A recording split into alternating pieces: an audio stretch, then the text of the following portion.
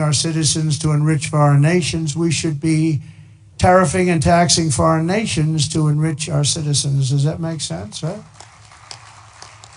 Under the American first economic model, as tariffs on other countries go up, taxes on American workers and businesses will come down and massive numbers of jobs and factories will come home. The job creation will be enormous. In particular, if you look at the automobile sector, I mean, we're just being wiped out. You just take a look at what's happened to that over the years. And the auto workers voted for me. I have an obligation to do what's right, and I'm going to do that. Do you know in Mexico they were going to build the largest auto plant anywhere in the world? And it was during the campaign, my most recent campaign. And a very great gentleman, all he does is he builds auto plants. He was building this factory.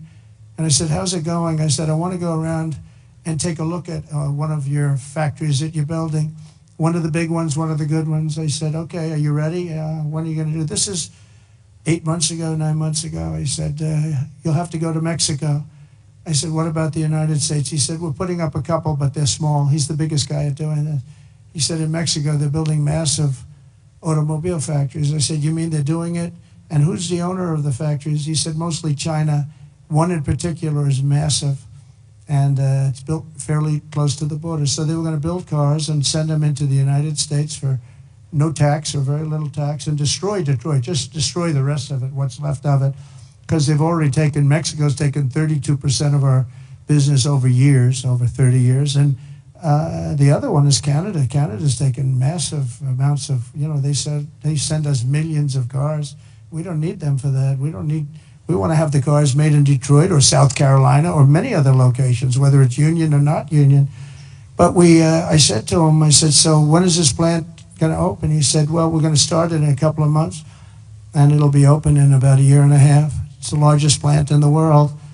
I said, I'm not happy with that. And I said in my next speech that I am going to charge them, if it takes 100% or 200%, no car is coming in from Mexico into the United States without a massive tariff. And I said it 3 or 4 times. And what happened is about 2 months later, I see that same gentleman who was in the audience, and I said, I want to see him backstage after I'm finished with the speech. And I met him backstage. I said, John, let me ask you, what happened with that plant? Where is it now? He said, sir, China's canceled it. Why? Because they think you're going to be elected, and they thought you were going to charge big tariffs on the cars coming in, and it doesn't work if you're going to charge. So they canceled the plant, and Detroit now will breathe, and we're going to do just the opposite. We're going to have these companies come in, and they can build that plant if they want, but they have to build it across the line. They have to build it in the United States. Amazing. Amazing. We did so many things, and we weren't even elected yet. That would have been a disaster. If that plant were built, it would have been a disaster. That would have wiped out. That was bigger than most of the factories put together, the auto plants put together. In particular, in the very near future, we're going to be placing tariffs on foreign production of computer chips, semiconductors, and pharmaceuticals to return production of these essential goods to the United States of America. They left us and they went to Taiwan, which is about 98% of the chip business, by the way. And we want them to come back, and we don't want to give them billions of dollars like this ridiculous program that Biden has. Give everybody billions of dollars. They already have billions of dollars. They've got nothing but money, Joe. They didn't need money. They needed an incentive, and the incentive is going to be they're not going to want to pay a 25, 50, or even 100% tax. They're going to build their factory with their own money. We don't have to give them money. They're going to come in because it's good for them to come in. They're giving them money. They don't even know what they're going to do with it. I had people tell me, we have no idea. We didn't need money. They don't know if they're probably going to use the money to build in other places, other countries. It's a ridiculous plan, very expensive and ridiculous. The only way you'll get out of this is to build your plant. If you want to stop paying the taxes or the tariffs, you have to build your plant right here in America. That's what's going to happen at record levels. We're going to have more plants built in the next short period of time than anybody ever envisioned before, because the incentive is going to be there, because they have no tariff whatsoever. In fact, they have help from us if they build their plant in America. And we're going to look at pharmaceuticals, drugs. We're going to look at chips, semiconductors, and we're going to look at steel and some other industries. And you're going to see things happening. If I didn't put on the massive steel tariffs you wouldn't have one steel plant right now in the United States. If I didn't put on the tariffs on washing machines, dryers, and the like, you wouldn't, in Ohio, you would have lost all of those companies that made washing machines and dryers. Jim Jordan is the one that got me started. Was Jim here by any chance? Is Jim here? Where's Jim?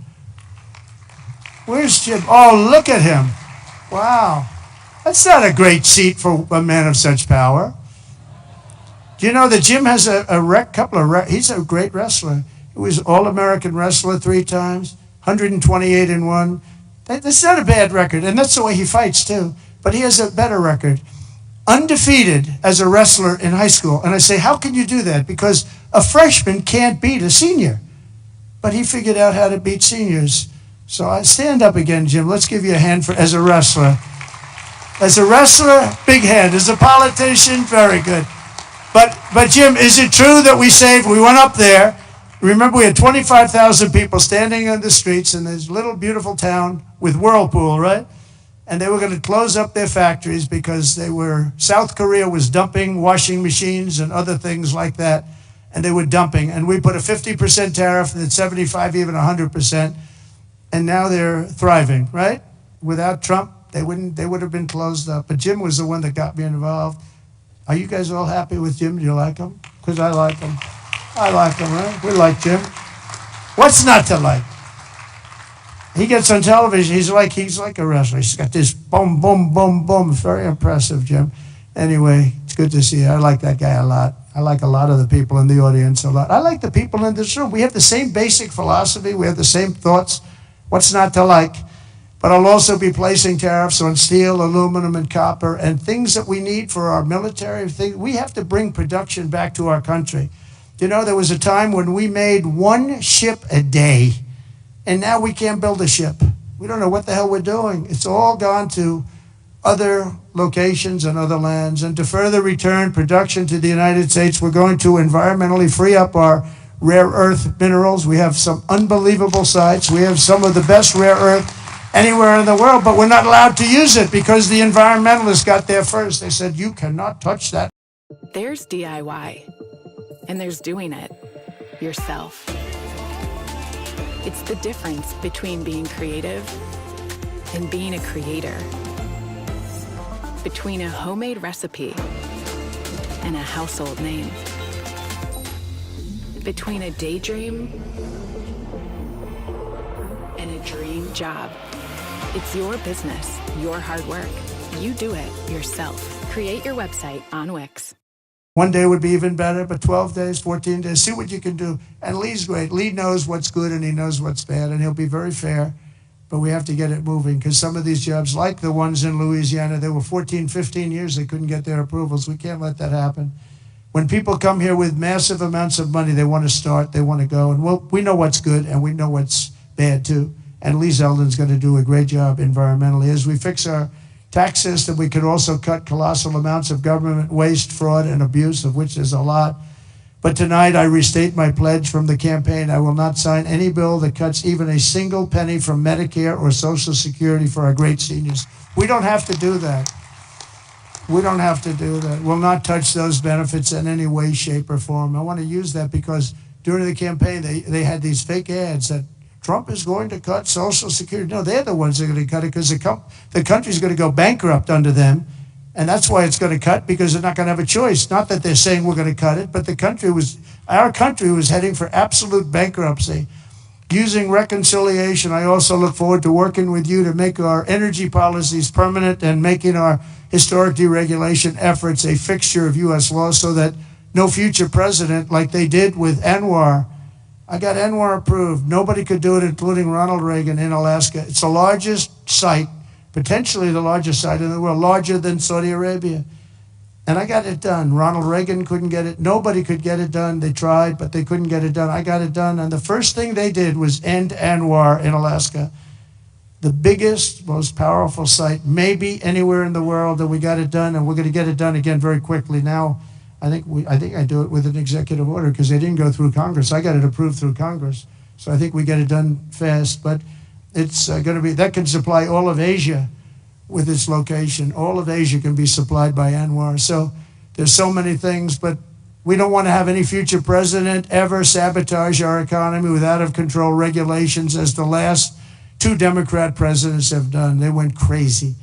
Last week, I signed an order revoking Joe Biden's destructive artificial intelligence regulations so that AI companies can once again focus on being the best, not just being the most woke. And today and over the last couple of days, I've been reading about China and some of the companies in China, one in particular, coming up with a faster method of AI and much less expensive method. And that's good because you don't have to spend this much money. I view that as a positive, as an asset. So I really think if it's fact and if it's true, and nobody really knows if it is, but I view that as a positive because you'll be doing that too, so you won't be spending as much and you'll get the same result, hopefully.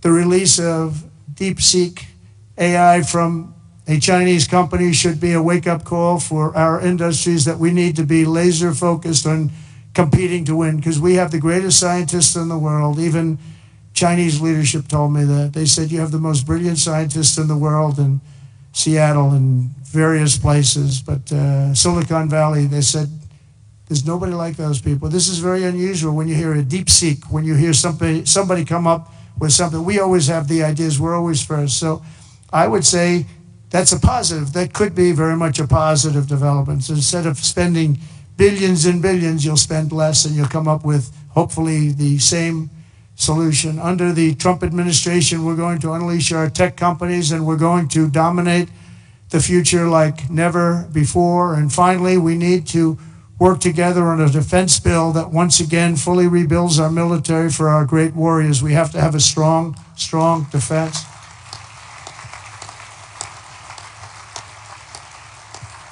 And in a little while, I'll be signing 4 new executive orders. First is that I'm directing our new Secretary of Defense, Pete Hegseth, who's going to be great, by the way. Thank you for the support. Thank you very much for the support. You really did support him greatly. I think he's going to be fantastic. I know him very well. I think he's going to be fantastic. He's what we need to immediately begin the construction of a state-of-the-art Iron Dome missile defense shield, which will be able to protect Americans. You know, we protect other countries, but we don't protect ourselves. And when Ronald Reagan wanted to do it many years ago, luckily we didn't. We didn't have the technology then. It was a concept, but we didn't. And now we have phenomenal technology. You see that with Israel. We're out of 319 rockets. They knocked down just about every one of them. So I think the United States is entitled to that. And everything will be made right here in the USA, 100%. And next, to ensure that we have the most lethal fighting force in the world, we will get transgender ideology the hell out of our military. It's going to be gone. In addition, we will stop our service members from being indoctrinated with radical left ideologies such as critical race theory. We're going to stop it. It's already been stopped. It's already been halted, totally halted. And finally, we will offer full reinstatement to any service member who was expelled from the armed forces due to the COVID vaccine mandate. And we will restore them to their former rank with full pay. And I think we're going to have a lot of people that join. And one thing I'll say, if you looked at our recruitment over the last week or so, 2 weeks, it's through the roof. You know, we were having a lot of people weren't signing. We were having a hard time recruiting people because they would look at these people that they were supposed to be their leaders, and they weren't happy. They didn't like people that fall going upstairs. If you're going to fall, at least go downstairs from the plane. That triple fall. I use that thing in more ads. I didn't have an ad where I didn't put that in. Just a little quick 1, 2, 3. Reminded me of Joe Frazier when he went down, right? George Foreman, Joe Frazier. 3 falls in a matter of seconds. I said, can you speed it up a little bit? People are getting tired of it. But no, we have now the best recruitment we've seen in a long time. There's a tremendous number of people wanting to sign up. January 20th, 2025 was a turning point in American history. Starting last week, we're ending years of incompetence, radicalism, and betrayal. And we're ushering in the most exhilarating era of reform and renewal in the 250-year history of our country.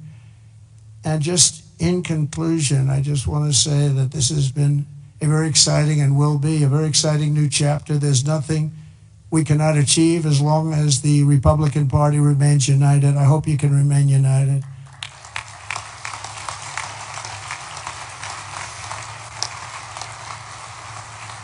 And it's one thing I give the Democrats a lot of credit for because, you know, they have lousy policy. I think, frankly, half of them are totally crazy.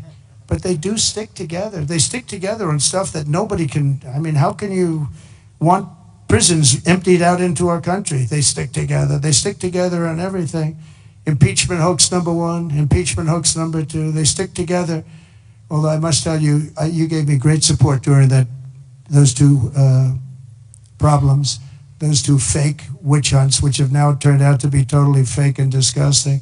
But you gave me tremendous support. But the Republican Party has to stick together. We just can't have people going, you know, 1, 2, 3 votes.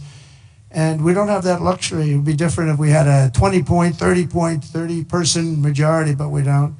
We have to help leadership. And, you know, you can be assured that you have certain philosophies, that if you're going to have most of the people, almost all of them, voting for something, you're going to be okay. It's not going to be bad. You have to stick together. It's the one thing that I would say we don't get very high marks. Everything is so hard. We always have 2 or 3 or 5 or something, people that just don't want to do it. And you just got to do it. You just got to do it. Make life easy. You just got to do it.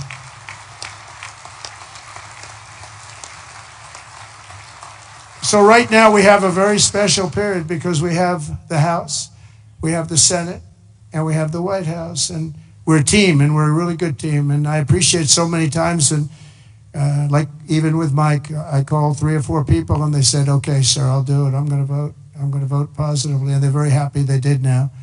But when I called, we've gotten such a great response. We just had that happen with Pete Hegseth, and we have it happening with others. But we really appreciate it with the House. The House has been, you know, it's a very difficult situation when you have that small a majority. But in a certain way, it brings you together. It actually can unify more than anybody would ever know. And a victory is sweeter, as they say, because of it. And I think we're going to have a lot of victories, but we have to stick together. We have to work together. We have to fight together. And we're going to win together. We're going to win like never before. We have a chance to win like never before. As long as we stay united, the 119th Congress will be remembered as the most successful and accomplished Republican majority in American history. I believe that. I think we have a chance of doing it. Right?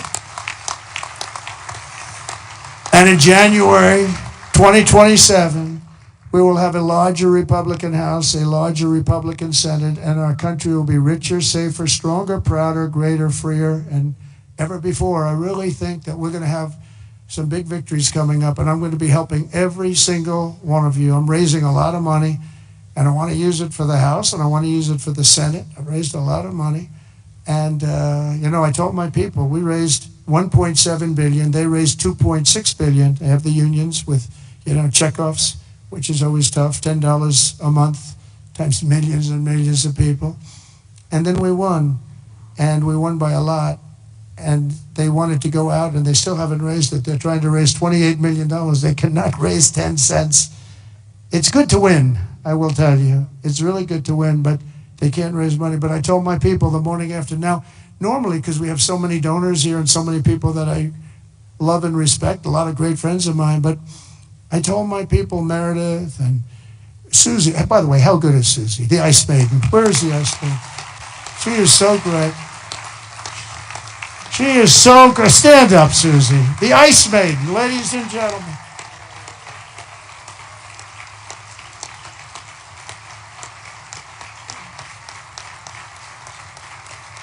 Wow, look at that.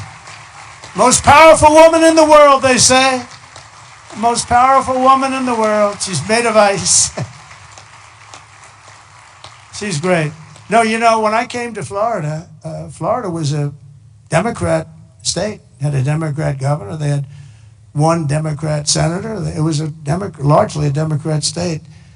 And through various reasons, I ended up with Susie running the campaign, and she was unbelievable. We won it in a landslide. And then the second time, we won it in an even bigger landslide. And when it came time to choosing somebody to run the campaign, the whole campaign, I said, what about Susie from Florida? She never lost. I won every primary. I won every, I didn't lose anything. And it was a Democrat state. And it was a landslide both times. And all of the Republican stuff was almost like it didn't even exist. It was amazing. I said, what about Susie? Well, sir, you know, a woman has never been in this position before. I said, really? Oh, by the way, we have Kellyanne Conway. She didn't do too badly either, right? She did a great job, 2016. And when it came time to chief of staff, do you know that there has never been a woman chief of staff? But there is now. There is now, right? I didn't know that. I'm so surprised. I'm very surprised. But it came time to running the campaign, and I said, well, I've never had a loss with Susie. She comes from great stock, you know. Pat Summerall is her father. Pat Summerall was a football player, great football player, but a really great announcer, really the voice of the NFL for 27 years or something. He was great, and a leader. He worked with John Madden, and he was able to get John Madden to do things that nobody else could do.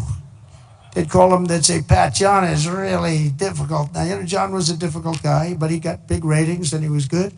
And Pat would go up, come on, John, let's get this done. Come on. I know you don't like the heads of the company. Yes, they're paying you a lot of money. Come on, John, let's get it done. And he'd go and do it.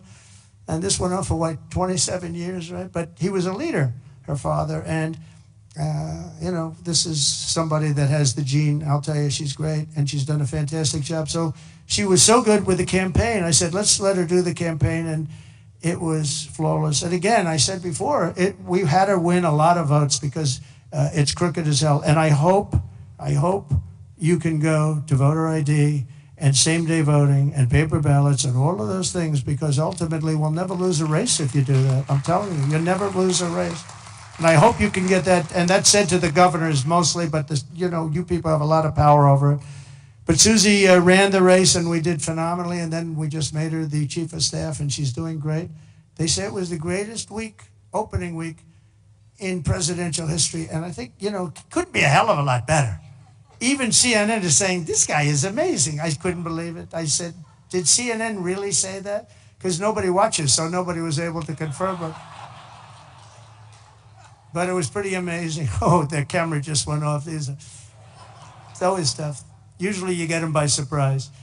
But I just want to thank everybody. We're going to make this tremendously successful. We're going to have, I believe, we're going to have one of the greatest 4 years in the history of our country. We're going to turn it around quickly, and then we're going to go on and we're going to progress like nobody ever thought possible. And I want to thank these great 4 people, because they really are leaders and they're phenomenal people. And I want to thank all of my friends in the audience, many of whom are congressmen and congresswomen and people that have just tremendous talent. Every single one of you, I know every one of you, and you have tremendous talent. And if we stick and if we fight together, there's nobody can stop us. We're going to have, because they have bad policy. Their policy is so bad. Nobody could win with this policy. Nobody. And we have the best policy. And again, as they say, and we say, and I've been saying for a long time, we're the party of common sense. And we're the party that's going to have the best 4 years ever. Thank you very much. Appreciate it. Thank you very much. Republican majority on your largest popular vote. Did you know that since 1928? That's a long time, Mike, right? That's a long time. But I especially want to thank our outstanding leadership team. Speaker Mike Johnson, we all know so well. He's doing great.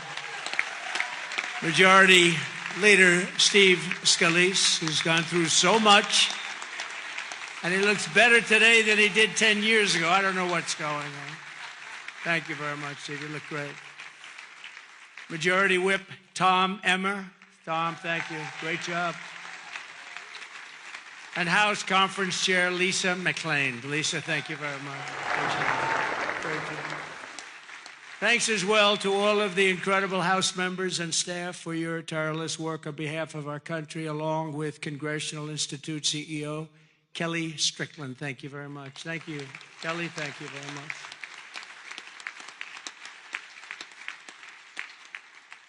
So we have Kellyanne Conway. Nobody knows Kellyanne. Does anybody know? Where's Kellyanne? She's around. What? She's so good. She's a good person, too. She's a good person, too.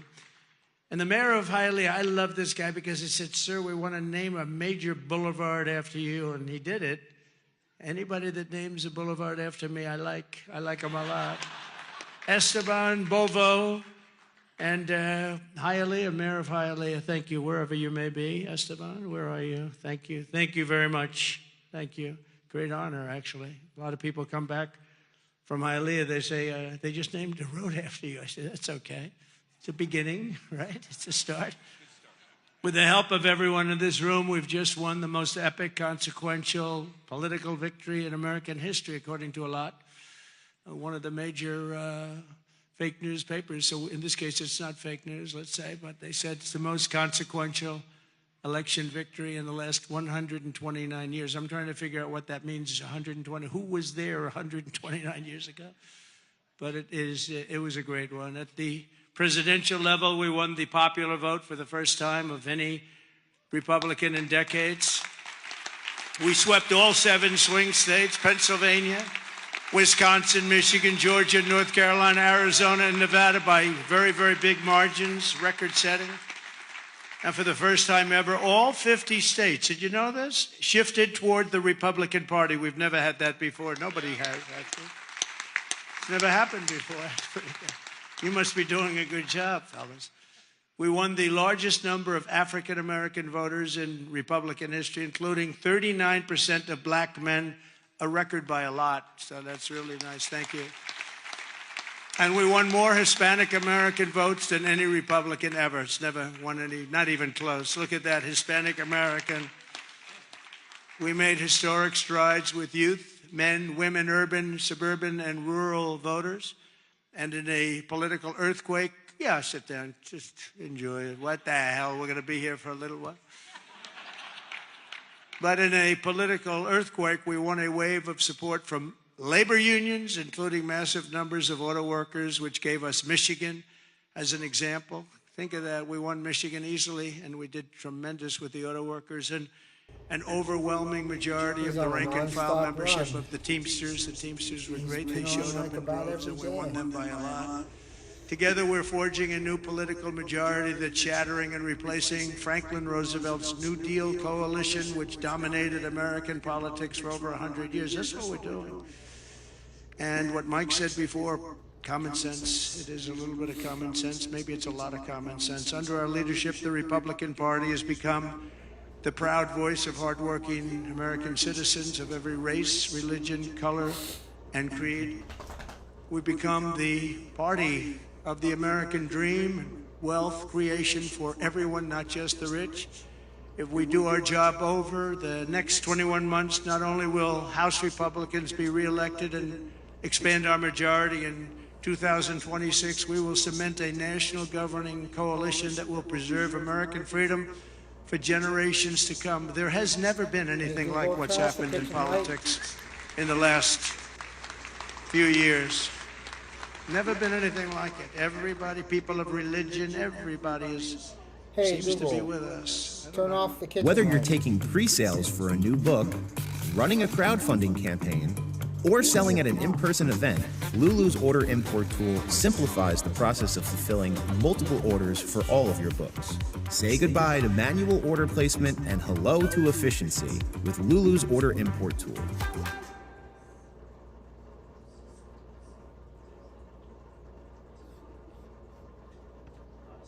That nobody else is able to even contemplate using. We've gotten a lot of people elected with those teletown halls. We have 25, 30,000 people on just it. It was the biggest investment to this day ever made by the country. In other words, if you bring it up to modern day numbers, we spent money that we've never spent anything so much. We've never had so many people die. 38,000 people died building the Panama Canal 110 years ago. And they gave it away for $1. It's also one of the most profitable things ever built. You know, the ships are lined up back to Florida, trying to get through. We're not gonna let that happen. Wasn't the deal. We didn't give it to China. Gave it to Panama, sort of, I guess. But they haven't behaved properly. Perhaps most importantly, I declared a national emergency to stop the invasion of our southern border. We're gonna stop that invasion. We've already done it. And today in Tijuana, you probably saw I got a call from Tom Homan and some of the people. They said, sir, it's unbelievable. There is nobody. You have this huge area. It's a gathering area. It's always been packed with these people. What they did to our country is so unbelievable. That they could do this to our country is so horrible. But he said there's nobody there. And then they actually put it on television. I got to see it. And there was literally not one person, this vast area where people stay there all day long and they just walk right into our country. They're just unchecked, no way, no checking for ideas like voter ID. They don't want voter ID because they want to cheat. They wanted these people to come in because they want to cheat too. But who could allow this to happen? But there wasn't one person standing in this massive an area that's like 5 football fields that was packed for years under these horrible people that wanted to kill our country. We halted all illegal entry. We have successfully ended catch and release, and we're deporting 100% of all new trespassers apprehended at the border, and nobody's coming in, and nobody's coming now because they know they're not going to be able to come in. So we really stopped something that was very, very serious. But we have to get the bad ones out. We have many murderers, many very bad people in our country that they've allowed because of a ridiculous, actually stupid, open border policy.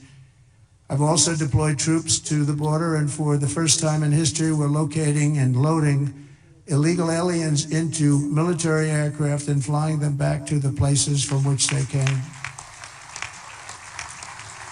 And very importantly, America is respected again. We're respected again. Isn't that nice? You know, after years of laughing at us like we're stupid people.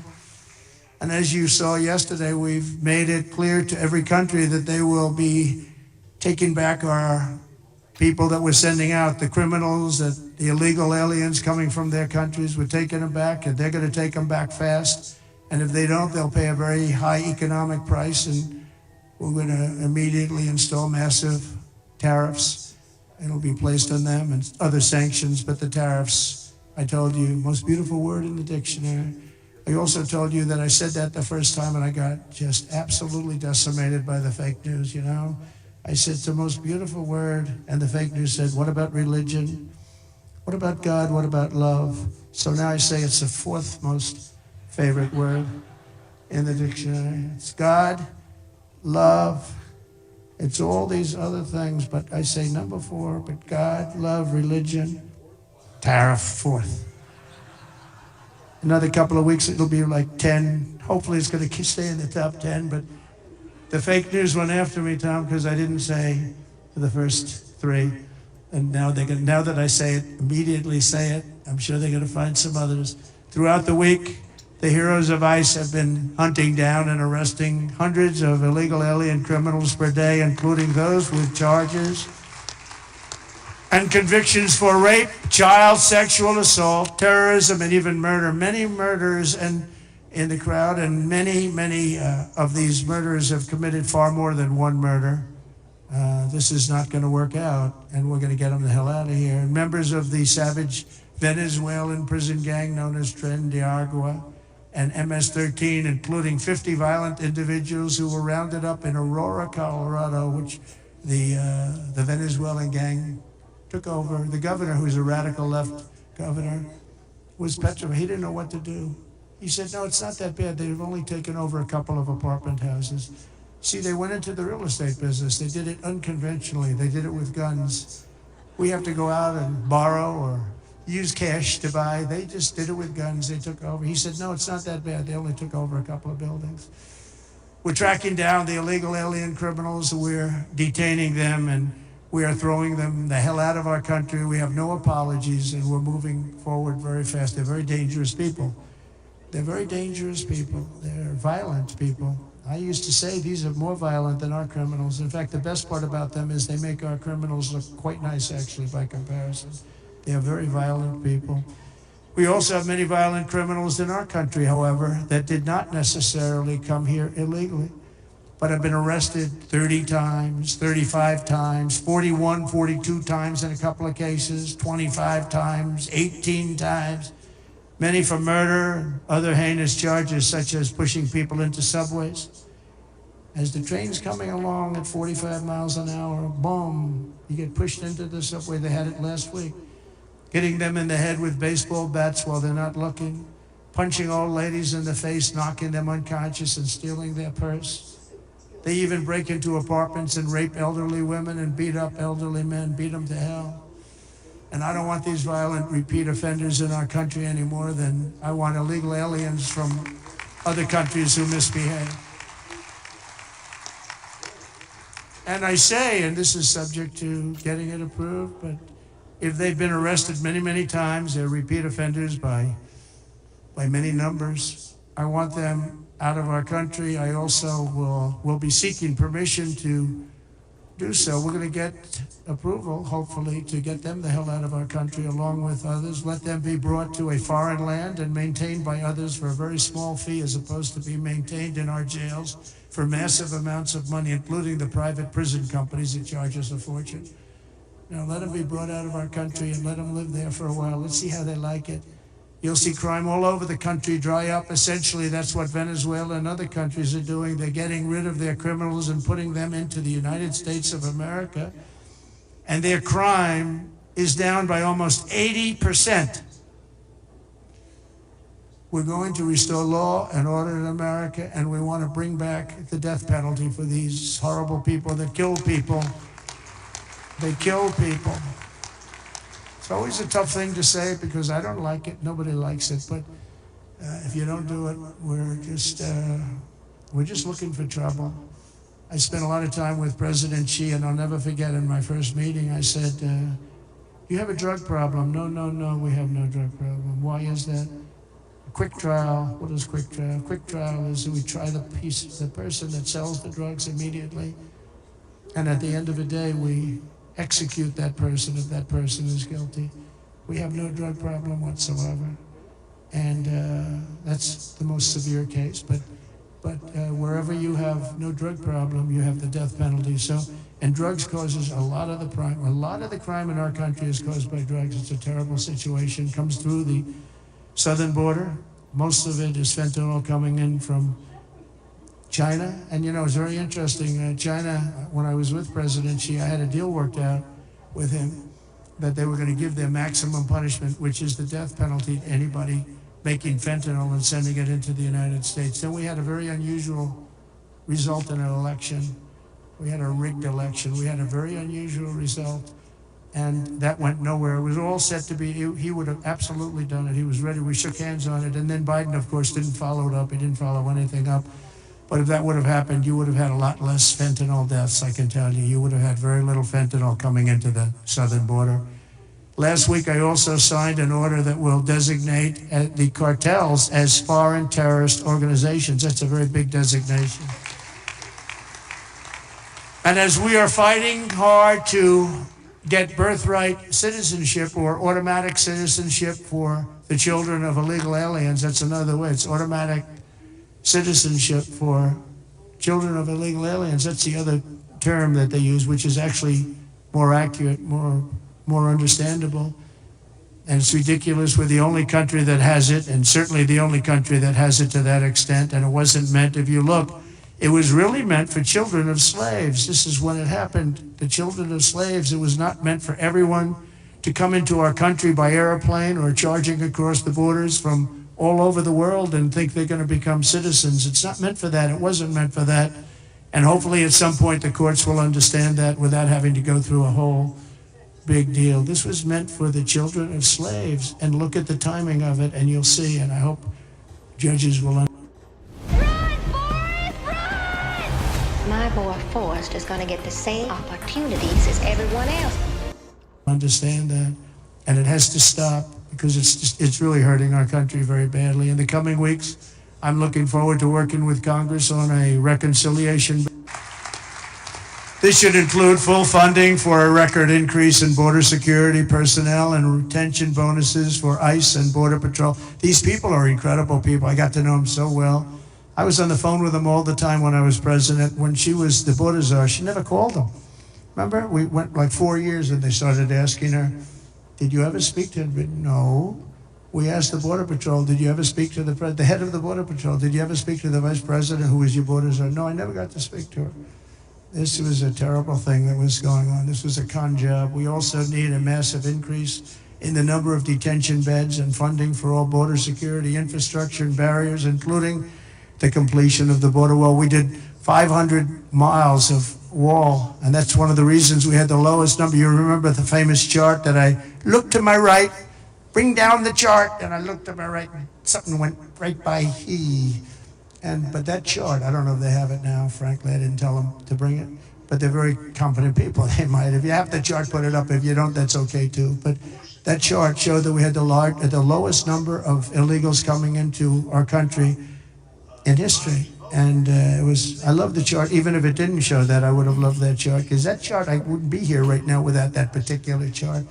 But it was pretty amazing. It was really amazing.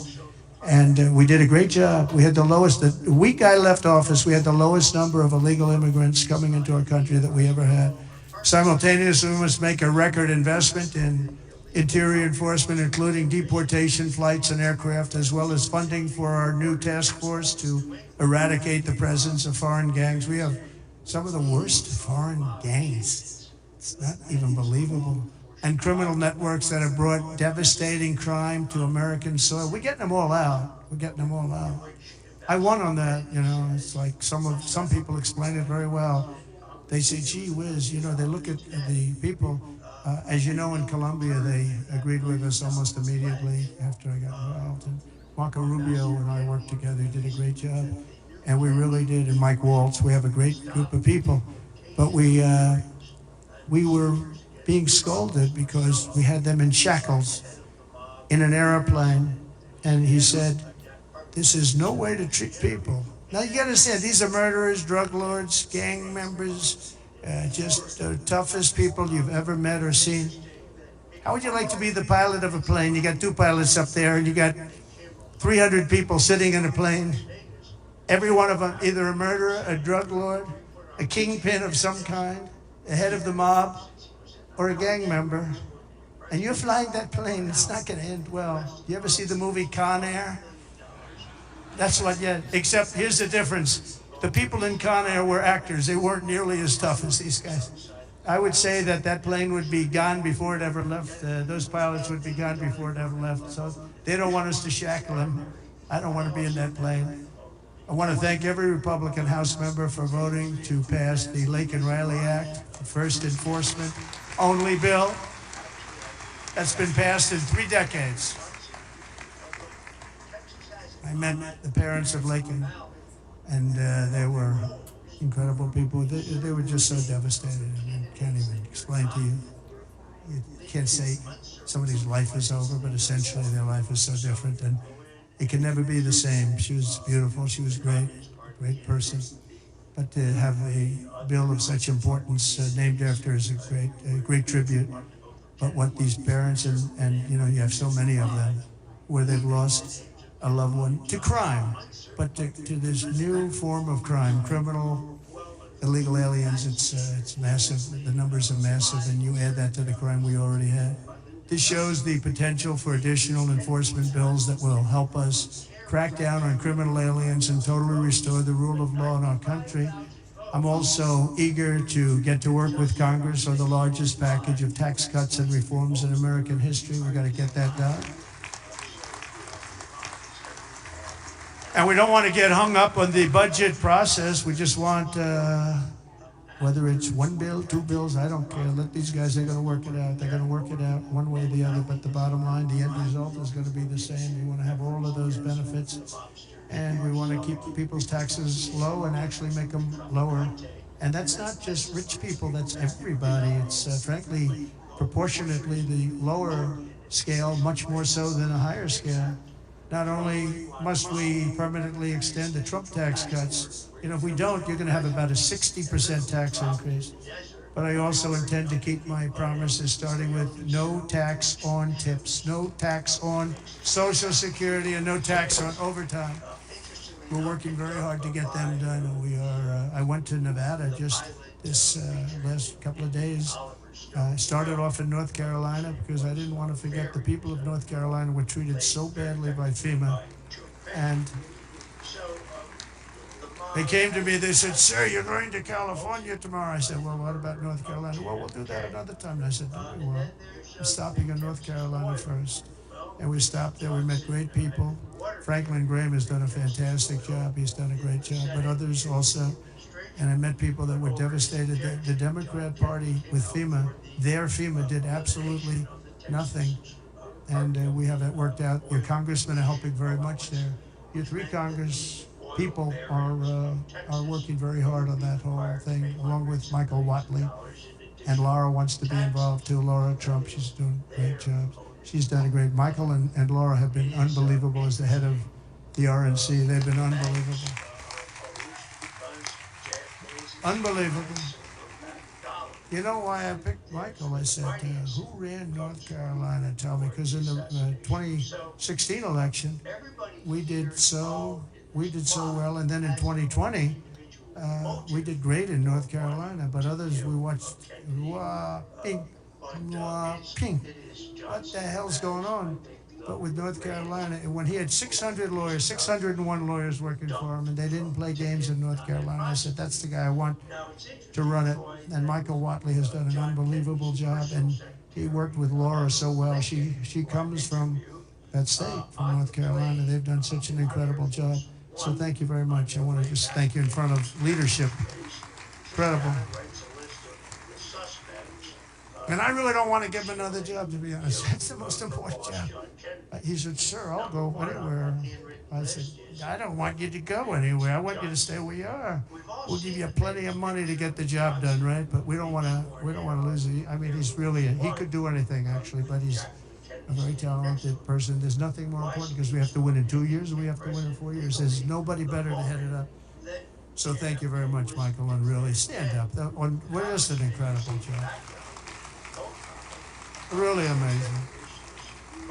I wanted to save that for leadership, because I say it all the time. People don't know what the hell I'm talking about, but leadership knows what I'm talking about. And it's really incredible. The two of you as a team are unbelievable.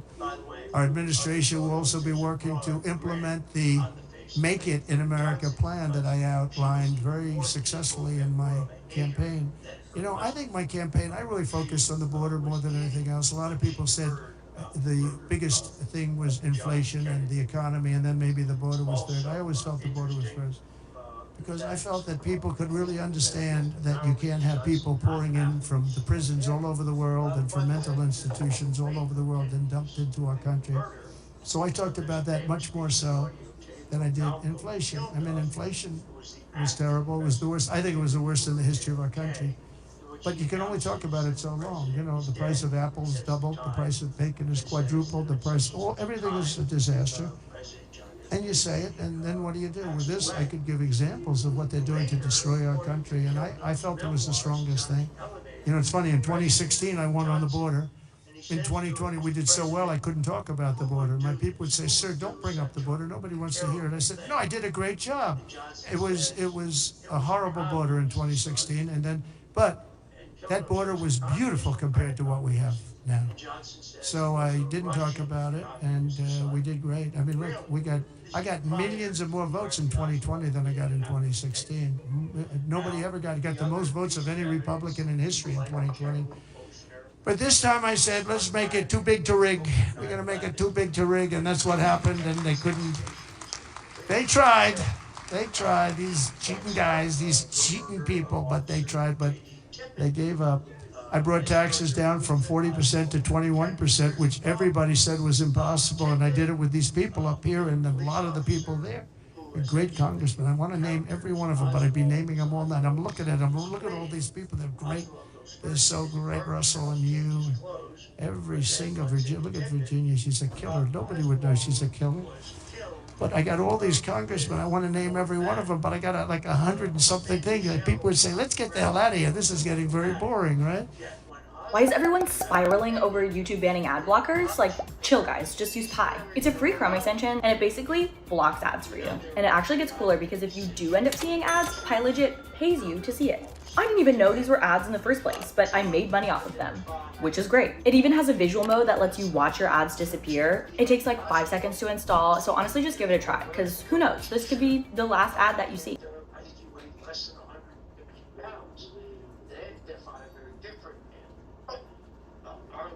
Today is actually a really exciting day because we got to unfold one of these units right in front of a crowd of people full of nonprofit organizations, large donors around the Oklahoma City area. Everybody's pretty excited about what we're putting out here. This is the first time they've seen it. Some of them have seen it before and they're still in awe just as much as they were when they saw it in a video or a post.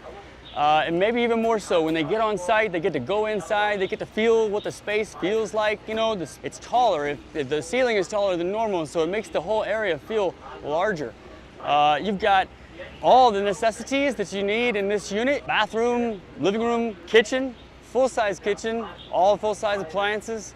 It's a pretty amazing setup, and we're happy to bring it to Oklahoma and be the first to do so. Almost immediately after the shooting of Kennedy, calmly eating his lunch in the second-floor cafeteria of the Texas School Depository Building. Your wife loves you, that I can tell. He's got a great... Where are you? Where are you? Stand up, please. Just stand up. Come on. What a great wife and family. It's true. Thank you. She is a great... Look at her. She's very popular, isn't she? Huh? She's great. More than you. You're very popular. And now I'm bringing them down. I'm bringing the taxes down from 21 to 15%, but only if they make their product in America. So if they make their product in America, we're bringing it down. So if you think about it, we took it down from 40 to 15%. But again, you keep 21, but you go down to 15 if you make your product here. We are going to have so many business moving back into our country. And remember, again, the word tariff. We're going to protect our people and our businesses, and we're going to protect our country with tariffs. And you got a little indication of that yesterday with what happened with a very strong country. Colombia is traditionally a very, very strong-willed country. If they don't make their product in America, then very simply they should have to pay a tariff, which will bring in trillions of dollars into our treasury from countries that never paid us 10 cents. We're not going to let that happen. We're not going to let them destroy our country. In the words of President McKinley, who is the tariff king, the protective system invokes the highest law of nature, that a self-preservation, and that is self-preservation. There is every reason, founded in justice, why the American producer should in every way be favored against a foreign producer whose products compete with his. This is our natural market. We have made it. We have made it an enormous cost, capital, and exertion. And think of this. And we did that through exertion and brain and muscle and guts and stamina. We preserved it against foreign wars and domestic conflicts, a great sacrifice of men and women. The foreign producer has contributed nothing to the growth or development of this country. So if you want to share with the citizens of the United States our home market, then you must pay for the privilege of doing it. In other words, you have to pay for the privilege of coming into our country, taking our jobs, taking our product, destroying our countries. We mentioned North Carolina, the furniture business, what they've done to these great artisans. I used to go down to North Carolina all the time to buy furniture for hotels that I was building. And they had the most incredible artisans.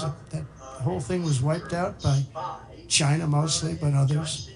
And just wiped out, but it's going to come back. It's going to come roaring back. It's all going to come roaring back. We're going to put tariffs on outside countries and outside people that really mean us harm. They want to, well, they mean us harm, but they basically want to make their country good. Look at what others do.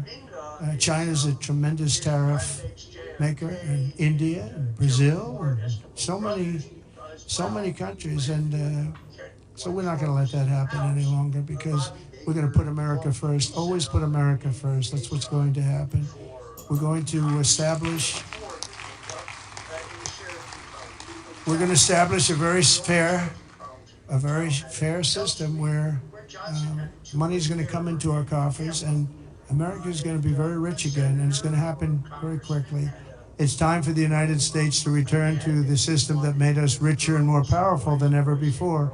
You know, the United States in 1870 to 1913, all tariffs, and that was the richest period in the history of the United States, relatively speaking. In other words, relatively.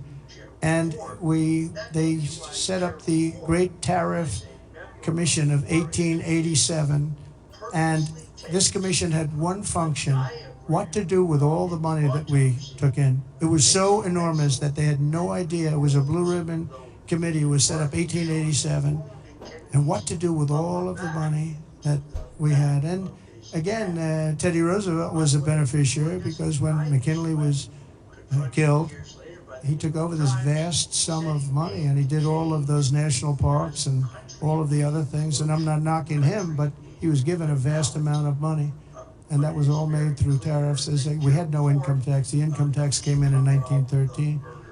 As I said in my speech last week, instead of taxing our citizens to enrich foreign nations, we should be tariffing and taxing foreign nations to enrich our citizens. Does that make sense, right? Under the American First economic model, as tariffs on other countries go up, taxes on American workers and businesses will come down, and massive numbers of jobs and factories will come home. The job creation will be enormous. In particular, if you look at the automobile sector, I mean, we're just being wiped out. You just take a look at what's happened to that over the years. And the auto workers voted for me. I have an obligation to do what's right, and I'm going to do that. You know, in Mexico, they were going to build the largest auto plant anywhere in the world.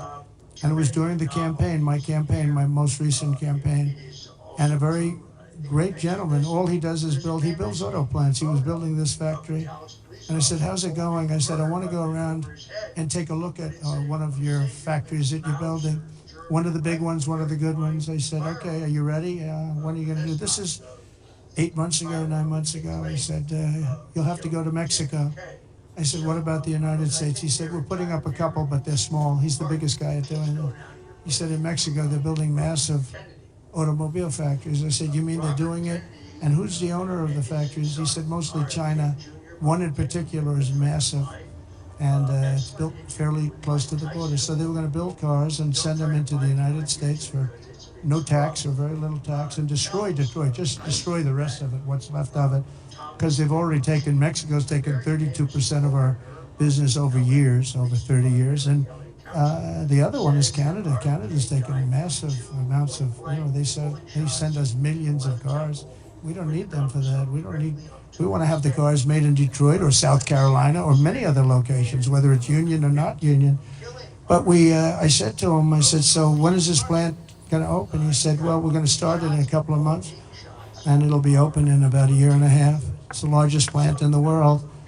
I said, I'm not happy with that. And I said in my next speech that I am going to charge them, if it takes 100% or 200%, no car is coming in from Mexico into the United States without a massive tariff. And I said it 3 or 4 times. And what happened is about 2 months later, I see that same gentleman who was in the audience, and I said, I want to see him backstage after I'm finished with the speech. And I met him backstage. I said, John, let me ask you, what happened with that plant? Where is it now? He said, sir, China's canceled it. Why? Because they think you're going to be elected, and they thought you were going to charge big tariffs on the cars coming in, and it doesn't work if you're going to charge. So they canceled the plant, and Detroit now will breathe, and we're going to do just the opposite. We're going to have these companies come in, and they can build that plant if they want, but they have to build it across the line. They have to build it in the United States. Amazing. Amazing. We did so many things, and we weren't even elected yet. That would have been a disaster. If that plant were built, it would have been a disaster. That would have wiped out. That was bigger than most of the factories put together, the auto plants put together. In particular, in the very near future, we're going to be placing tariffs on foreign production of computer chips, semiconductors, and pharmaceuticals to return production of these essential goods to the United States of America. They left us and they went to Taiwan, which is about 98% of the chip business, by the way.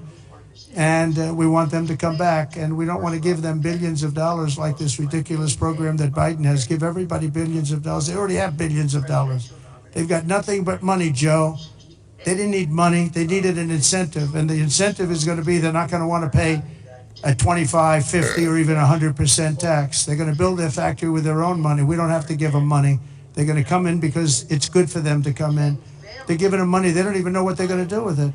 I had people tell me, we have no idea. We didn't need money. They don't know if they're probably going to use the money to build in other places, other countries. It's a ridiculous plan, very expensive and ridiculous. The only way you'll get out of this is to build your plant. If you want to stop paying the taxes or the tariffs, you have to build your plant right here in America. That's what's going to happen at record levels. We're going to have more plants built in the next short period of time than any. Hey, it's Ryan Reynolds, and this year our holiday commercial is just stuff I picked up for $5 from a yard sale. Oh, good. You're still doing this. Doing what? Well, the holiday offer. All the big wireless companies stopped doing theirs in January, so I wanted to make sure that we don't stop loving our customers just because December's over. Is future me micromanaging me? Just cut to the offer. Well, it's your commercial now. I am insufferable. This is how you're using time travel, you irresponsible son of a bitch! Documents, we have such a history of, deep state cover-ups in this country, and a big part of that is the CIA. We've talked about. Couldn't figure it out. I was trying everything, but then looked like she had a stomachache again the next day. And the day after that, a veterinarian recommended that I tried home cooking for her. And when I did, I just made the exact ingredients that were on the front of the bag, but I bought fresh ingredients, I cooked it myself, and when I fed it to her, the proof was there. She was just a different dog. It was unbelievable. And that set me on this journey of, what is dog food? Good, real food is simple. It looks like food, it smells like food. It's what dogs are supposed to be eating. Eventually, when I came to the harsh realization that there just wasn't a brand out there for me to feed Jada, decided to build one. She's going to face a confirmation hearing, most likely this week. We have a clip of John Brennan attacking Gabbard, and we just laid out this. I've even 100%, and now they're thriving, right? Without Trump, they would have been closed up. But Jim was the one that got me involved. Are you guys all happy with Jim? Do you like him? Because I like him. I like him, right? We like Jim. What's not to like? He gets on television, he's like a wrestler. He's got this boom, boom, boom, boom. Very impressive, Jim.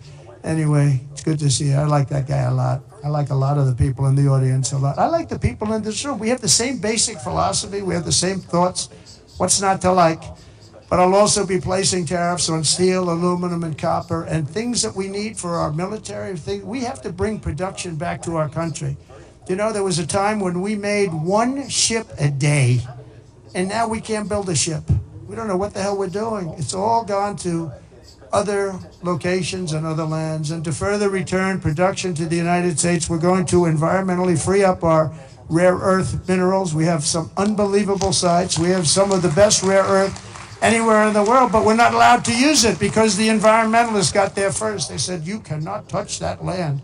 I look at the land, it looks like every other piece of land. What is it? Well, this is very protected. They have no idea what they're doing to our country. They use the environment to stop progress, and we're not going to let that happen. We have Lee Zeldin. I don't know if Lee's here today, but Lee Zeldin is going to be fantastic. He's going to head up the whole environmental. And I said, Lee, if we have we put in for a power plant, and if we don't get the approval, like that you can start within 12 days, one day would be even better, but 12 days, 14 days, see what you can do. And Lee's great. Lee knows what's good and he knows what's bad, and he'll be very fair. But we have to get it moving, because some of these jobs, like the ones in Louisiana, they were 14, 15 years, they couldn't get their approvals. We can't let that happen. When people come here with massive amounts of money, they want to start, they want to go. And we know what's good and we know what's bad too. And Lee Zeldin's going to do a great job environmentally. As we fix our tax system, we could also cut colossal amounts of government waste, fraud, and abuse, of which there's a lot. But tonight I restate my pledge from the campaign. I will not sign any bill that cuts even a single penny from Medicare or Social Security for our great seniors. We don't have to do that. We don't have to do that. We'll not touch those benefits in any way, shape, or form. I want to use that because during the campaign, they had these fake ads that Trump is going to cut Social Security. No, they're the ones that are going to cut it, because the country's going to go bankrupt under them. And that's why it's going to cut, because they're not going to have a choice. Not that they're saying we're going to cut it, but our country was heading for absolute bankruptcy. Using reconciliation, I also look forward to working with you to make our energy policies permanent and making our historic deregulation efforts a fixture of U.S. law, so that no future president, like they did with ANWR. I got ANWR approved. Nobody could do it, including Ronald Reagan in Alaska. It's the largest site, potentially the largest site in the world, larger than Saudi Arabia. And I got it done. Ronald Reagan couldn't get it. Nobody could get it done. They tried, but they couldn't get it done. I got it done. And the first thing they did was end ANWR in Alaska. The biggest, most powerful site maybe anywhere in the world, that we got it done, and we're going to get it done again very quickly. Now, I think I do it with an executive order because they didn't go through Congress. I got it approved through Congress. So I think we get it done fast, but it's going to be, that can supply all of Asia with its location. All of Asia can be supplied by ANWR. So there's so many things, but we don't want to have any future president ever sabotage our economy with out-of-control regulations as the last 2 Democrat presidents have done. They went crazy. Last week I signed an order revoking Joe Biden's destructive artificial intelligence regulations so that AI companies can once again focus on being the best, not just being the most woke. And today and over the last couple of days I've been reading about China and some of the companies in China, one in particular, coming up with a faster method of AI and much less expensive method. And that's good because you don't have to spend this much money. I view that as a positive, as an asset. So I really think if it's fact and if it's true, and nobody really knows if it is, but I view that as a positive because you'll be doing that too. So you won't be spending as much and you'll get the same result, hopefully. The release of DeepSeek AI from a Chinese company should be a wake-up call for our industries that we need to be laser focused on competing to win because we have the greatest scientists in the world. Even Chinese leadership told me that. They said you have the most brilliant scientists in the world in Seattle and various places, but Silicon Valley, they said, there's nobody like those people. This is very unusual when you hear a DeepSeek, when you hear somebody come up with something. We always have the ideas, we're always first. So I would say that's a positive. That could be very much a positive development. So instead of spending billions and billions, you'll spend less and you'll come up with, hopefully, the same solution. Under the Trump administration, we're going to unleash our tech companies and we're going to dominate the future like never before. And finally, we need to work together on a defense bill that once again fully rebuilds our military for our great warriors. We have to have a strong, strong defense.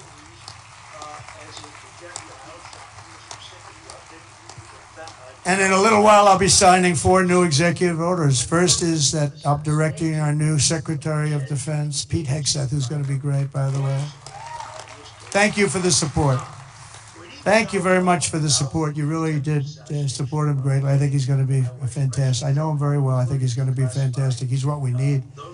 To immediately begin the construction of a state-of-the-art Iron Dome missile defense shield, which will be able to protect Americans. You know, we protect other countries, but we don't protect ourselves. And when Ronald Reagan wanted to do it many years ago, luckily we didn't. We didn't have the technology then. It was a concept, but we didn't. And now we have phenomenal technology. You see that with Israel.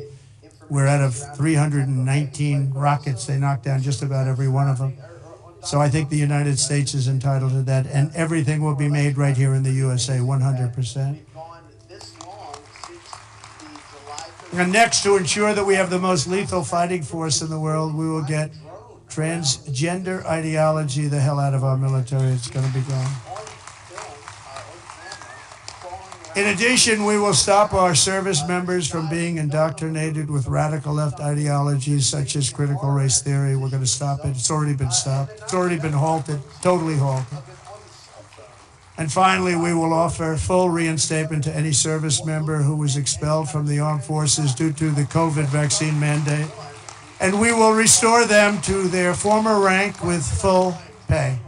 And I think we're going to have a lot of people that join. And one thing I'll say, if you looked at our recruitment over the last week or so, 2 weeks, it's through the roof. You know, we were having a lot of people weren't signing. We were having a hard time recruiting people because they would look at these people that they were supposed to be their leaders, and they weren't happy. They didn't like people that fall going upstairs. If you're going to fall, at least go downstairs from the plane. That triple fall. I use that thing in more ads. I didn't have an ad where I didn't put that in. Just a little quick 1, 2, 3. Reminded me of Joe Frazier when he went down, right? George Foreman, Joe Frazier. 3 falls in a matter of seconds. I said, can you speed it up a little bit? People are getting tired of it. But no, we have now the best recruitment we've seen in a long time. There's a tremendous number of people wanting to sign up. January 20th, 2025 was a turning point in American history. Starting last week, we're ending years of incompetence, radicalism, and betrayal. And we're ushering in the most exhilarating era of reform and renewal in the 250-year history of our country. And just in conclusion, I just want to say that this has been a very exciting and will be a very exciting new chapter. There's nothing we cannot achieve as long as the Republican Party remains united. I hope you can remain united.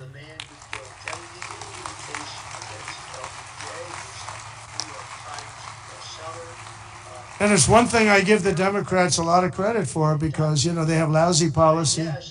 I think, frankly, half of them are totally crazy.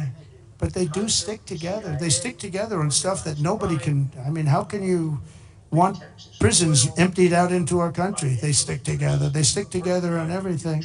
Impeachment hoax number 1, impeachment hoax number 2. They stick together. Although I must tell you, you gave me great support during those two problems. Those two fake witch hunts, which have now turned out to be totally fake and disgusting. But you gave me tremendous support. But the Republican Party has to stick together. We just can't have people going, 1, 2, 3 votes. And we don't have that luxury. It would be different if we had a 20-point, 30-person majority, but we don't. We have to help leadership. And, you can be assured that you have certain philosophies, that if you're going to have most of the people, almost all of them, voting for something, you're going to be okay. It's not going to be bad. You have to stick together. It's the one thing that I would say we don't get very high marks. Everything is so hard.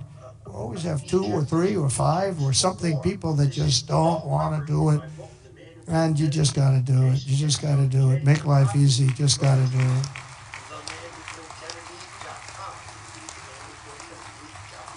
So right now we have a very special period because we have the House, we have the Senate, and we have the White House. And we're a team, and we're a really good team. And I appreciate so many times, and like even with Mike, I called 3 or 4 people, and they said, okay, sir, I'll do it. I'm going to vote. I'm going to vote positively. And they're very happy they did now. But when I called, we've gotten such a great response. We just had that happen with Pete Hegseth, and we have it happening with others. But we really appreciate it with the House. The House has been, it's a very difficult situation when you have that small a majority. But in a certain way, it brings you together. It actually can unify more than anybody would ever know. And a victory is sweeter, as they say, because of it. And I think we're going to have a lot of victories, but we have to stick together. We have to work together. We have to fight together. And we're going to win together. We're going to win like never before. We have a chance to win like never before. As long as we stay united, the 119th Congress will be remembered as the most successful and accomplished Republican majority in American history. I believe that. I think we have a chance of doing it. Right?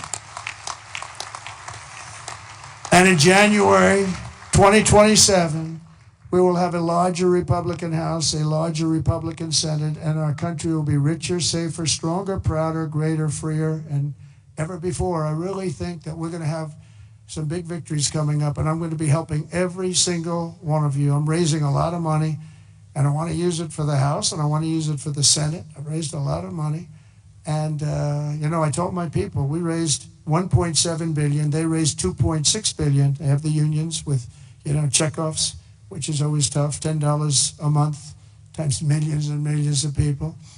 And then we won, and we won by a lot. And they wanted to go out, and they still haven't raised it. They're trying to raise $28 million. They cannot raise 10 cents. It's good to win, I will tell you. It's really good to win, but they can't raise money. But I told my people the morning after. Now, normally, because we have so many donors here and so many people that I love and respect, a lot of great friends of mine, but I told my people, Meredith and Susie, and by the way, how good is Susie? The Ice Maiden. Where is the Ice Maiden? She is so great. She is so good. Stand up, Susie. The Ice Maiden, ladies and gentlemen.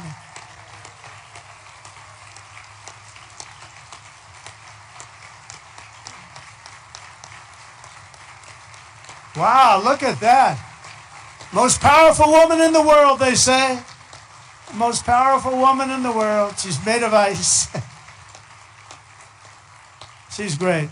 No, when I came to Florida, Florida was a Democrat state, had a Democrat governor. They had one Democrat senator. It was largely a Democrat state. And through various reasons, I ended up with Susie running the campaign, and she was unbelievable. We won it in a landslide. And then the second time, we won it in an even bigger landslide. And when it came time to choosing somebody to run the campaign, the whole campaign, I said, what about Susie from Florida? She never lost. I won every primary. I won every, I didn't lose anything. And it was a Democrat state, and it was a landslide both times. And all of the Republican stuff was almost like it didn't even exist. It was amazing. I said, what about Susie? Well, sir, you know, a woman has never been in this position before. I said, really? Oh, by the way, we have Kellyanne Conway. She didn't do too badly either, right? She did a great job, 2016. And when it came time to chief of staff, do you know that there has never been a woman chief of staff? But there is now. There is now, right? I didn't know that. I'm so surprised. I'm very surprised. But it came time to running the campaign, and I said, well, I've never had a loss with Susie. She comes from great stock, you know. Pat Summerall is her father. Pat Summerall was a football player, great football player, but a really great announcer, really the voice of the NFL for 27 years or something. He was great, and a leader. He worked with John Madden, and he was able to get John Madden to do things that nobody else could do. They'd call him, they'd say, Pat, John is really difficult. Now, you know, John was a difficult guy, but he got big ratings, and he was good. And Pat would go up, come on, John, let's get this done. Come on. I know you don't like the heads of the company. Just they're paying you a lot of money. Come on, John, let's get it done. And he'd go and do it. And this went on for, what, 27 years, right? But he was a leader, her father. And, you know, this is somebody that has the gene. I'll tell you, she's great. And she's done a fantastic job. So she was so good with the campaign. I said, let's let her do the campaign. And it was flawless. And again, I said before, we had her win a lot of votes because it's crooked as hell. And I hope you can go to voter ID and same-day voting and paper ballots and all of those things, because ultimately we'll never lose a race if you do that. I'm telling you, you'll never lose a race. And I hope you can get that. And that's said to the governors mostly, but you know, you people have a lot of power over it. But Susie ran the race, and we did phenomenally, and then we just made her the chief of staff, and she's doing great. They say it was the greatest week, opening week, in presidential history, and I think, you know, couldn't be a hell of a lot better. Even CNN is saying, this guy is amazing. I couldn't believe it. I said, did CNN really say that? Because nobody watches, so nobody was able to confirm it. But it was pretty amazing. Oh, their camera just went off. It's always tough. Usually you get them by surprise. But I just want to thank everybody. We're going to make this tremendously successful. We're going to have, I believe, we're going to have one of the greatest 4 years in the history of our country. We're going to turn it around quickly, and then we're going to go on and we're going to progress like nobody ever thought possible. And I want to thank these great 4 people, because they really are leaders and they're phenomenal people. And I want to thank all of my friends in the audience, many of whom are congressmen and congresswomen and people that have just tremendous talent. Every single one of you, I know every one of you, and you have tremendous talent. And if we stick and if we fight together, there's nobody can stop us. We're going to have, because they have bad policy. Their policy is so bad. Nobody could win with this policy. Nobody. And we have the best policy. And again, as they say, and we say, and I've been saying for a long time, we're the party of common sense. And we're the party that's going to have the best 4 years ever. Thank you very much. Appreciate it. Thank you very much. Republican majority on your largest popular vote. Did you know that? Since 1928? That's a long time, Mike, right? That's a long time. But I especially want to thank our outstanding leadership team. Speaker Mike Johnson, we all know so well. He's doing great. Majority Leader Steve Scalise, who's gone through so much.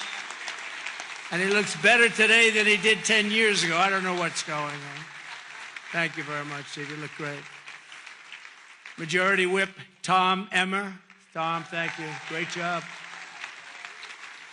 And House Conference Chair Lisa McClain. Lisa, thank you very much. Great job. Great job.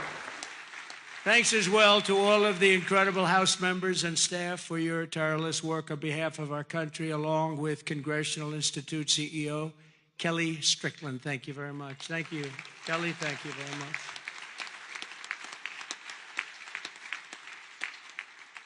So we have Kellyanne Conway. Nobody knows Kellyanne. Does anybody know? Where's Kellyanne? She's around. What? She's so good. She's a good person, too. She's a good person, too. And the mayor of Hialeah, I love this guy because he said, sir, we want to name a major boulevard after you. And he did it. Anybody that names a boulevard after me, I like them a lot. Esteban, Bovo, and Hialeah, Mayor of Hialeah, thank you, wherever you may be. Esteban, where are you? Thank you. Thank you very much. Thank you. Great honor, actually. A lot of people come back from Hialeah. They say, they just named a road after you. I said, that's okay. It's a beginning, right? It's a start. With the help of everyone in this room, we've just won the most epic, consequential political victory in American history, according to a lot. One of the major fake newspapers, so in this case it's not fake news, let's say, but they said it's the most consequential election victory in the last 129 years. I'm trying to figure out what that means, 120. Who was there 129 years ago? But it was a great one. At the presidential level, we won the popular vote for the first time of any Republican in decades. We swept all 7 swing states, Pennsylvania, Wisconsin, Michigan, Georgia, North Carolina, Arizona, and Nevada by very, very big margins, record-setting. And for the first time ever, all 50 states, did you know this? Shifted toward the Republican Party. We've never had that before. Nobody has, actually. It's never happened before. You must be doing a good job, fellas. We won the largest number of African-American voters in Republican history, including 39% of black men, a record by a lot. So that's really nice. Thank you. And we won more Hispanic American votes than any Republican ever. It's never won any, not even close. Look at that, Hispanic American. We made historic strides with youth, men, women, urban, suburban, and rural voters. And in a political earthquake, yeah, sit down, just enjoy it. What the hell, we're going to be here for a little while. But in a political earthquake, we won a wave of support from labor unions, including massive numbers of auto workers, which gave us Michigan as an example. Think of that. We won Michigan easily, and we did tremendous with the auto workers. And an overwhelming majority of the rank and file membership of the Teamsters. The Teamsters were great. They showed up in droves, and we won them by a lot. Together, we're forging a new political majority that's shattering and replacing Franklin Roosevelt's New Deal coalition, which dominated American politics for over 100 years. That's what we're doing.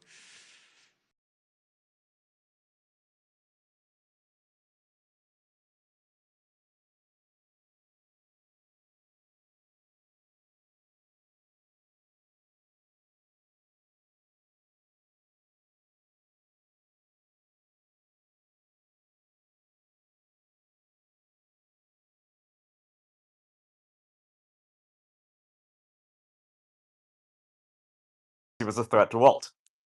That's fucked up. But he didn't even know he was a threat to Walt. He just thought No, Walt was dying exactly. of cancer. Yep. That's a fucked up thing, yeah. He thought, Yeah, he kept okay, he'll fucking be with like Walt a... also. That was the thing.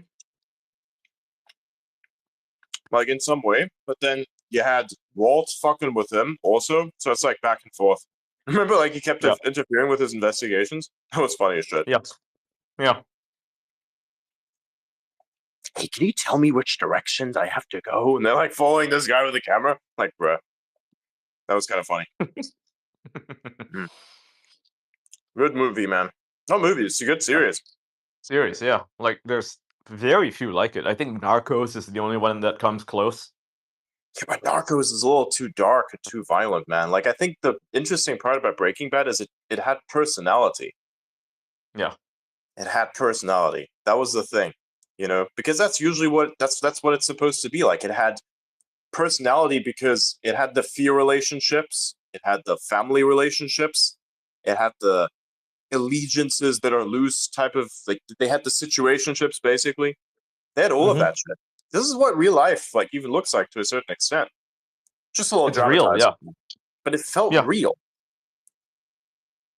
Yeah, because you had moments of levity. You know, like the part where, you know, when he goes off the chain and he blows up that guy's car in the in the gas station, right? Because he's pissed off and he realizes he is Walter White, right? He's not just himself. Are you Like, sure that it was the gas station, or was it just the time where he took the crack and he blew up the I'm not sure if it was a gas station or like maybe a car wash or something. Yeah, he blows up some guy's car. I Oh think. yeah, he did blow up a guy's car. Yeah, but my personal at the favorite, start. where he really became Heisenberg, was when he blew up. What was that guy's name again? Who, the drug dealer? Yeah, the drug dealer, the crazy guy, takes his Yeah, own product. yeah. Fucking crazy kid. What was his name? Oh, yeah, I know who you're talking about. They made a meme out of him. Tuco. Tuco, right? Yeah, fucking. He blew up Tuco's crib. It was crazy. He like went in there with a bunch of fulminated mercury and like fucking blew up his crib. Yep. Like, you got one small part of that wrong. This is not math. And like throws the small amount on the ground and like it blows up everything, and he's standing there with a big bag of shit and is like threatening to blow up everybody else. And he's like, this drug dealer who is the crazy person asks him if he's crazy. He's like, you crazy? Like, bro. You kind of respected him for that shit also. Because like, who is crazy enough to do bullshit like this? That's like unbelievable, man. Mm-hmm. He was a very interesting character. Like, even when other people started to brag, like put him in their place. Like, remember with like some of his thugs, they like met up at a junkyard, and then some of his thugs were like trying to act up, like, you know, that's who you're talking to. Like, wait, what do you mean? Who you talking to? Just fucking beats up the guy for no reason. And then it's like Jesse and Walt just look at it like, what the fuck?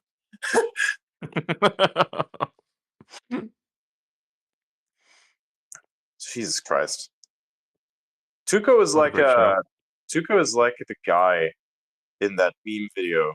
You know, the one where this dude that walks amongst the swarm of cobras?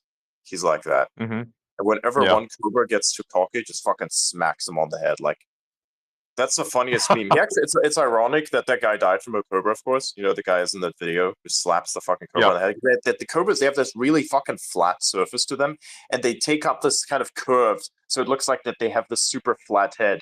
And bro just like slaps the thing like, psh. It comes close and then that's fucking so stupid, man. He legit dominated all the rest of the reptiles there. It's incredible. How do you even like realize you can do shit like that? Just wake up one day and be like, I'm going to make these snakes my bitches. Like, what? That's incredible. But yeah. Steve Irwin used to do that, you know, with alligators and crocodiles. Yeah. What killed Irwin again?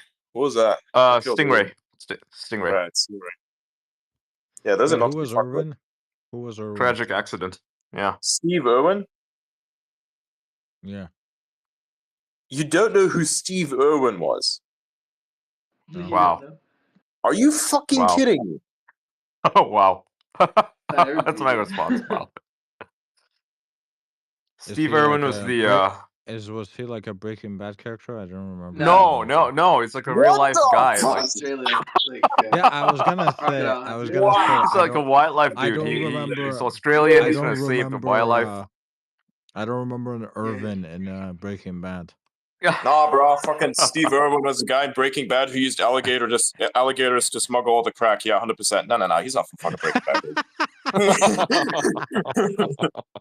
Is he the guy that was like drinking his own piss or something? No. He got killed by a stingray though. He used to wrestle crocodiles, or the crocodile hunter. Oh, that guy. That guy. Okay, I know who you're talking about. Okay. Yeah, now his son does the same thing. Yeah. I just didn't know his name. I know what he looks like. I know who you're talking about. When you said wrestling alligators, I know who you're talking about. The Australian guy, right?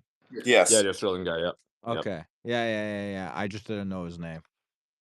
Dude, there's a funny meme that's kind of sad about Steve Irwin, where it's like, you know, dudes with a time machine goes back in time, tries to save Steve Irwin to shoot the stingray, and then, you know, it has like the ghost of Steve Irwin saying, you know, Steve Irwin wouldn't want you to do this. Oh my god, it's so sad. Fuck the stingray though. What the fuck?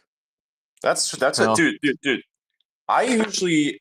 Like I've been in many environments where there's stingrays, and I respect these fucking things. I do not fuck with them. Fuck with them. Same with eels. Dude, when I Fuck with these see animals. there's like the sand is moving, like you're just walking, and all of a sudden the sand is starting to move like that. It moves like waves, like it's like a serial explosion. That's what it looks like underwater. If you see that shit, I Yeah. turn back and go the other way. Fuck that. Run. I'm like, oh, this is your house. Understandable. Have a nice day. Yep. Ever since I saw a video of a guy, putting some salt on the beach, and then all these fucking animals come out, I'm like hesitant to walk on the beach because every beach is literally filled with life forms. No, you should be fine. Like, I wouldn't be so scared of beaches, man. I mean, it's just gross. That's all. If you really want to be freaked out by beaches, just fucking look at the sand under a microscope. That's where the real problems are at. Oh yeah, God. Now, desert sand, on the other hand, is quite nice and quite fine because it's been blown over periods of millions and millions of years, so it's so fine. It's like, have you ever walked on desert sand? I was at the Yes. desert a couple of days ago. It was awesome. I've been in the Sahara Desert. I used to live in Morocco for a while. Oh, nice. Yeah. So you get it. Yeah. Like, I it's really so get it. nice out there. You can literally just it's the sand is cold. It's so nice to walk on. It's kind of weird because you don't anticipate it to feel the way it does and to be the way it is. You know what I mean? Like, it's very weird. It's very roundish too. Yeah, it's super fine grain and it's super dry, so there's nothing sticking to it. And it makes will just roll off noise. your clothes. Yep. Dude, it makes noise. Like when you step on a dune and there's no wind, of course, and you step on the edge there and it starts to fall, it makes a humming noise. Like, that shit's so fucking weird. It's so cool. It's so cool. It's some mythical fucking bullshit. I love it so much. Yeah. I was on a safari, so I rode a quad on the dunes. Oh man, that was fucking awesome. I recommend it. Like if you guys ever come to Dubai, do that. Wait, Sure. what? What are you talking about?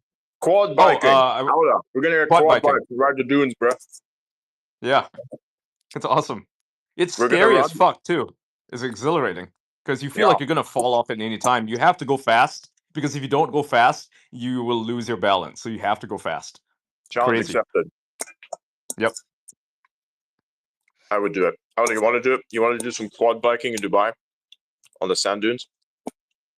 Do it. What's quad biking? Get a quad. Yeah. You jump on a quad and then you go biking. It's like Halo Infinite, but in real life. Yeah. I've never played Halo. I'm playing it right now. Yeah. It's good. What We're the playing it fuck? last night for 6 hours. Hold up. You want to play it with us? It's free. Yeah, it's free. It's Yeah, it's free. I don't have a Windows computer. Do we need You got one? an Xbox? I do know. No. No, I I don't don't have think you. an Xbox. I don't know if you do. I think you just need Steam. Yeah, should work. Yeah, it's available on Steam. Steam. Also need a Microsoft bullshit account, so Yeah. Oh yeah. What's so it that might called not again? be Halo what? Halo Infinite. Halo Infinite. It's not the best version of Halo, but it's the one that we're playing. We just play it because we can Okay. blow shit up, and it's nice. It's Let just me nice. check. Let me check. Is it available on Proton? What? No, my dude, you have to get it. My dude, you have to get it via Steam. Get it via Steam. Yep. No, it should be I can't get it. Okay, so it sucks ass on Linux, it looks like. Oh, boo. But yeah, getting on a quad, amazing. Highly It's a recommend. It's a silver. It runs barely. Jesus Christ. I need to get a better gaming computer when the time comes. Get on a camel too. Those are fun. I'm not. Yeah, kind of. It's funny to ride on them a little bit, but Yeah. I don't fuck with these guys. I don't really fuck with them too much. They're funny. Have someone lead them. Don't lead them yourself. Don't try to Dude, ride it yourself. These Have a guy fucking lead it. things, they drink water like a fucking hose pipe, dude. It's incredible. Have you ever seen these things drink water before? It's the funniest fucking shit. Yes. Yep.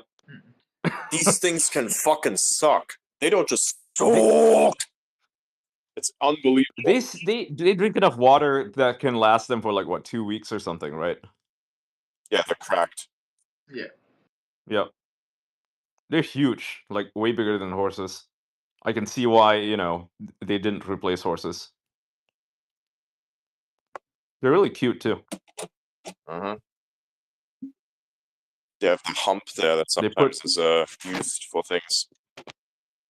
Yep. They put muzzles on them so they don't bite you. Real. Oh, Yeah. Haven't had anything done with that. Although I also I caught a falcon, not a falcon, a hawk. Is it a hawk? have you I think it's a hawk. have you ever read on a donkey before? No, Been on and a I don't donkey? think I want to. It I've seems done like a bad donkeys. idea. Nah, they're fine. Just don't piss them off, otherwise they'll Someone fucking says dump you on the ground like. someone says this isn't someone says this isn't a conversation, this is a podcast. Yes, that's the point. It's a conversation that that's what it became the is. podcast. It's like that's how it is. It's not a conversation, it's the podcast. Yep. It's a live podcast, Yeah. effectively. We're just having a conversation between the bros.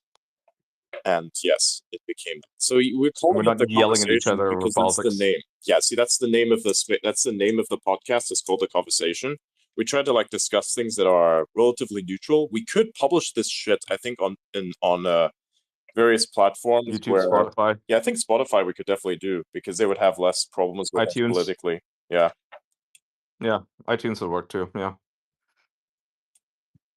It'd be great too if you have the episode saved, right? We could very easily do that. Yeah, everything is I have a everything is bunch. safe. Yeah. Fantastic. Yeah, we should do it. Get a logo, and just yeah, do it. Yeah.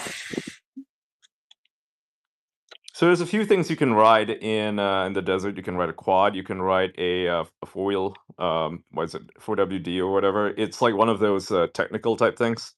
They're like it's just like a roll cage, and Have you ever done a jet ski? I have, no, it's I pretty can't fun. swim, so It's I'd pretty rather fun. not. Yeah, good times. What do you mean you can't swim?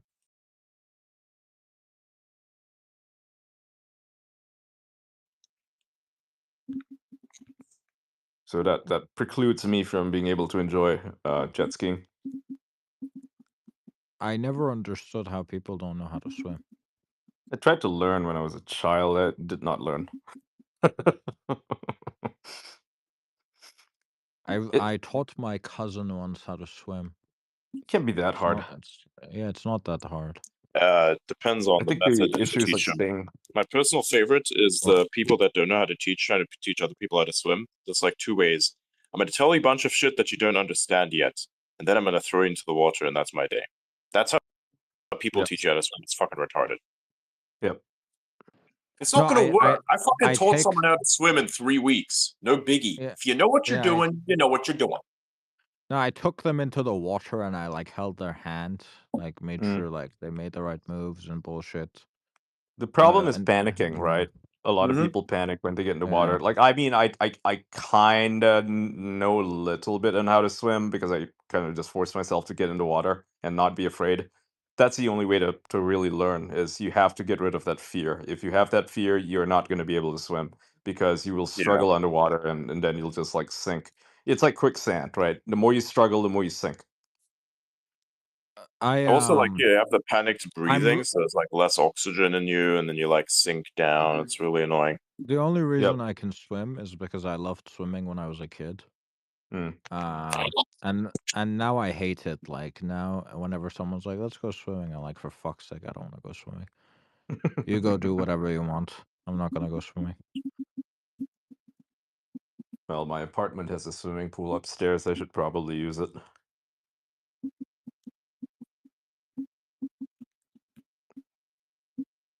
Those swimming pools, they're way too restrictive, I think. Swimming pools are way too small and restrictive. Mm-hmm. And then, like, when you swim out in the open, you have to, like, apply sunscreen, and or else you get, like, fucking burnt to crisp.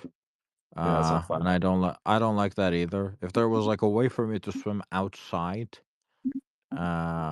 without putting on sunscreen, and it was, like, the water wasn't cold as shit, I might swim more often, but Yeah, those three are kind of don't go along together. I don't know, Yeah, man. those I are don't the use cold. sunscreen when I go into the fucking ocean, and I live. Oh yeah, It's you're just about to getting say. used to it. It's just getting used to it, man. Like you Yeah. go out into the ocean. It's gonna take you 2-3 hours, and you're cooked. And you get out of the ocean, and that's your day. You do this a bunch of times, and in less than a year, you're gonna be set to go in the ocean as much as you want. No sunscreen. I don't wear sunscreen. Not zero. I generally just don't like the sun either. Why? You literally need it. You literally I need it. know, It's I know energy. you, I It's know good for you you. need it. I know you need it, but I just don't And that's like great it. for you. Vitamin D.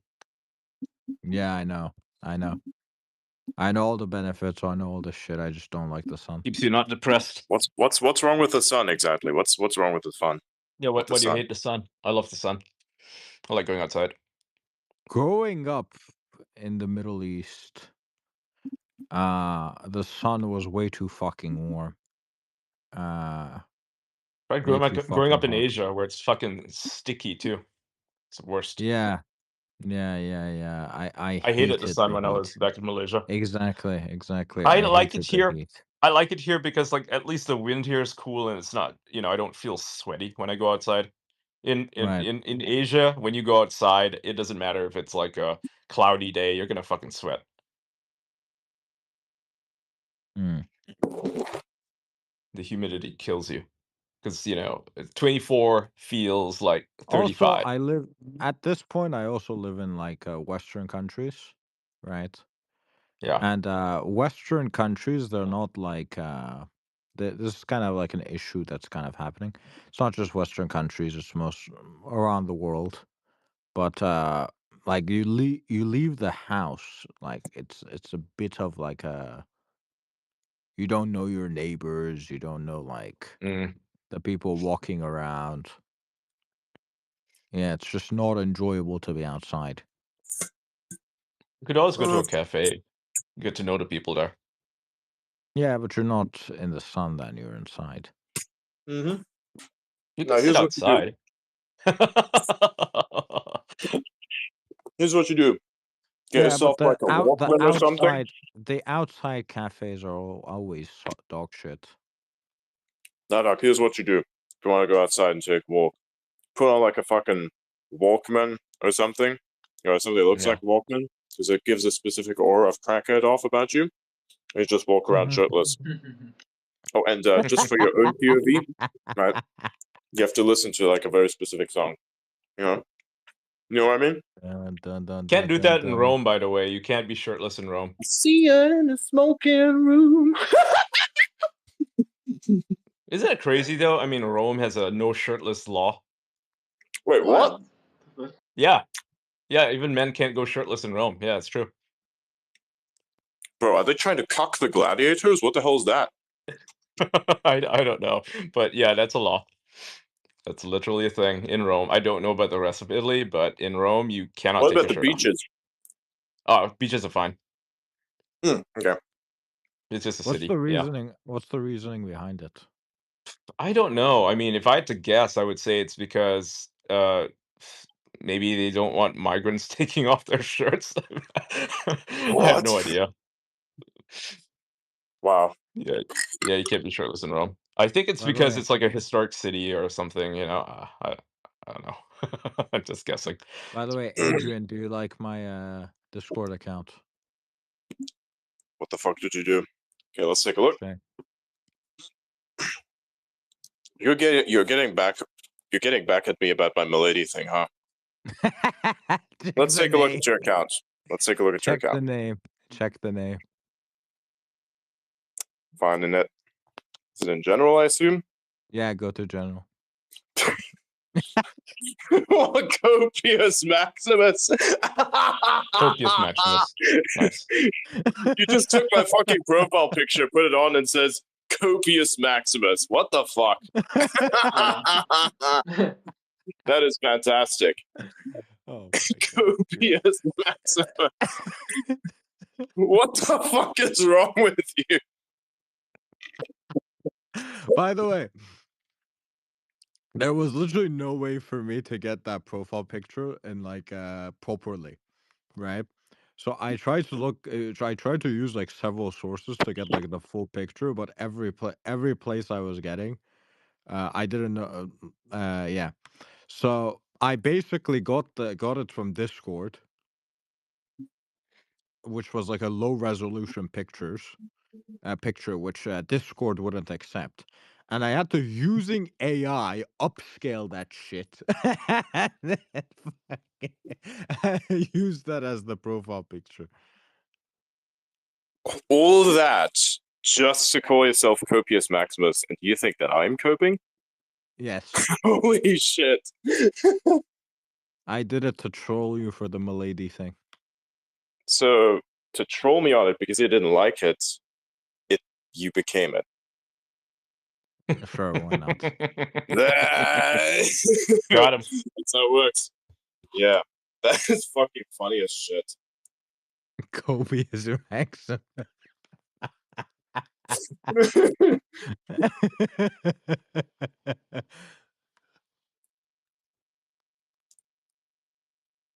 Hang on.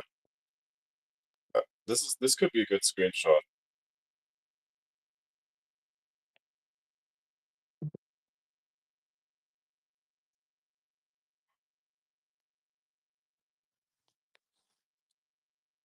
Just that. Actually, no. Here's one. Just that.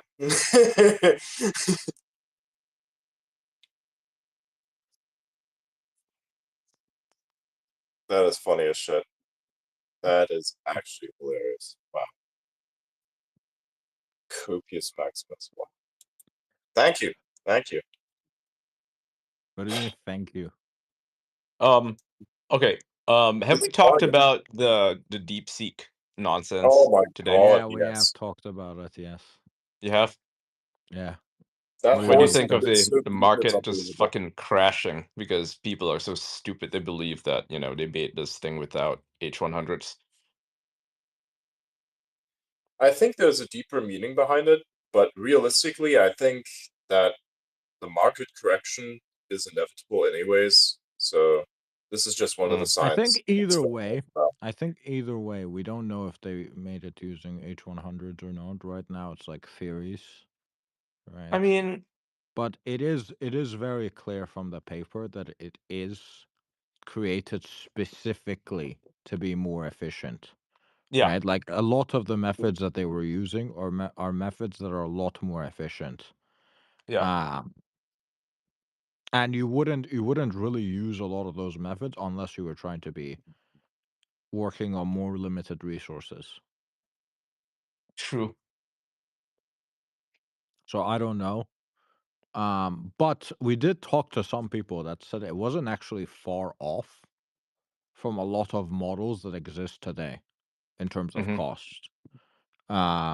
Because like a lot of the models that exist today, so it would cost like $50 million worth of GPUs and $10 million, $5 million worth of training. So like total cost of like 55 million or something, right?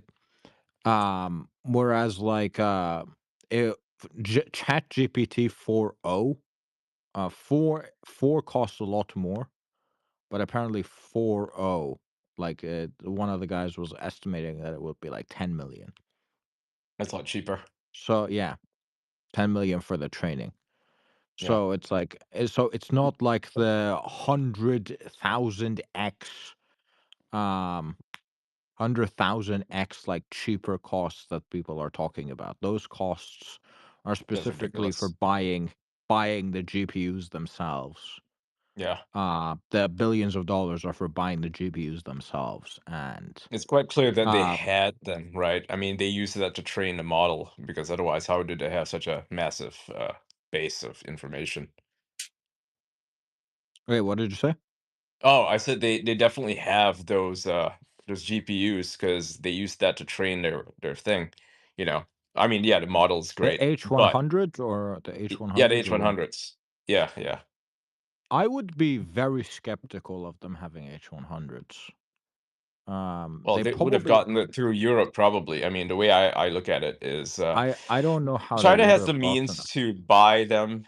They just do it through shell companies, so you'll Yeah, but have a the shell company problem in is Europe that buys it from like another company that buys it from like a legitimate company. So, yeah, but the problem is Nvidia doesn't even sell them to you, even if you're in Europe, right? mm, Nvidia at this point only sells them to like the big companies mhm. that place like massive orders. So I would be skeptical that they would have that many H100s. What they probably did was they probably bought like a bunch of other GPUs that weren't under as much control, and they Like would be like, 4090s.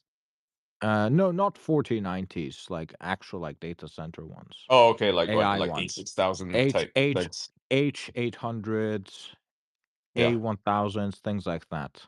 Hmm. But I'm skeptical that they would have H100s because at this point they're very hard to come by. What do you think of that So guy's statement? That I forget, he's some AI guy, is a Chinese dude. He said that they probably have like 50,000 of them. He gave an interview. no, no, I don't buy that. Hmm. I wouldn't doubt that they have 50,000 or 100,000 GPUs, but I doubt they have that many Hmm. H100s.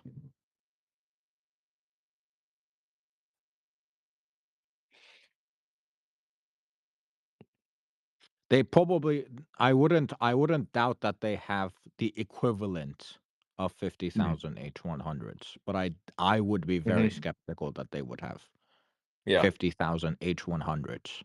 Right. Right. Yeah. Okay, that makes more sense. Well, that's what you can do when you have the Chinese government backing you. You Yeah. can buy as many GPUs as you want. It doesn't But they matter if also they're have H100s. They they can literally buy 100,000 of, lesser cards. but they also are clearly very intelligent, right? Yeah, yeah, they are, of Like course. we were Yeah, not talking diminishing what about they did. yeah, we were so these people apparently they started like they have like a hedge fund. Uh Yep. and the hedge fund is actually a very successful hedge fund. Like it's made a shit ton of money and it's done it purely through AI, right? Crazy. Um so they just took some of the people that have done AI to make money and they just put them on this project. Uh Nice. right.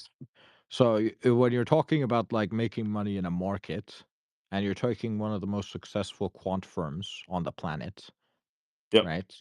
Yeah, they know what they're Uh, doing. they know what they're doing with AI, right? Yeah. Yeah, it's not like they And stole it or something. Yeah. yeah, and we talked with John, and he said he was doing trying to do something very specific with CUDA, Hmm. um, and none of the models were able to help him with the CUDA problem other than DeepSeek. So Mm. not Claude, not ChatGPT. Only Yeah. DeepSeek was able to help him. So at the very least, they're clearly doing something right. And in Yeah. my experience, also, in my lot of AIs, especially like if you take Llama for example, it kind of sucks at other languages. Uh, Yeah. DeepSeek also seems to do much better at other languages as well. So Interesting. it's it's it's kind of like the ideal all-around model, and you actually have the weights, you can run it yourself. Yeah. Runs locally. Yeah. It's efficient. Well, it's not good for Nvidia, for their stock at least. I think they'll be fine. I think Yeah, that's I'm kind sure of they will be. overblown. I think that's kind of Yeah. overblown. I mean, I think XAI just spent like what, 700 million or something today on more Yeah. stuff. Yeah. So Yeah. they You don't have care about the to market. yeah, you have to realize that a lot of the GPUs that are being bought now aren't being spent on the current models like the 4.0s and whatever. They're being spent for future models. Right? Right. So we Yeah. haven't actually seen the effect of all of those GPUs, the billions and billions of dollars of GPUs. We haven't actually seen the effect of those GPUs Yeah. coming into AI. Yeah, and the stuff that they're doing with it is going to be more than just LLMs, right? I mean, look at Yes. XAI. They're making video games, and that's the plan, right? And pretty sure you're going to need a lot of GPUs for that. Can't just be doing that with, 4090s. Yeah.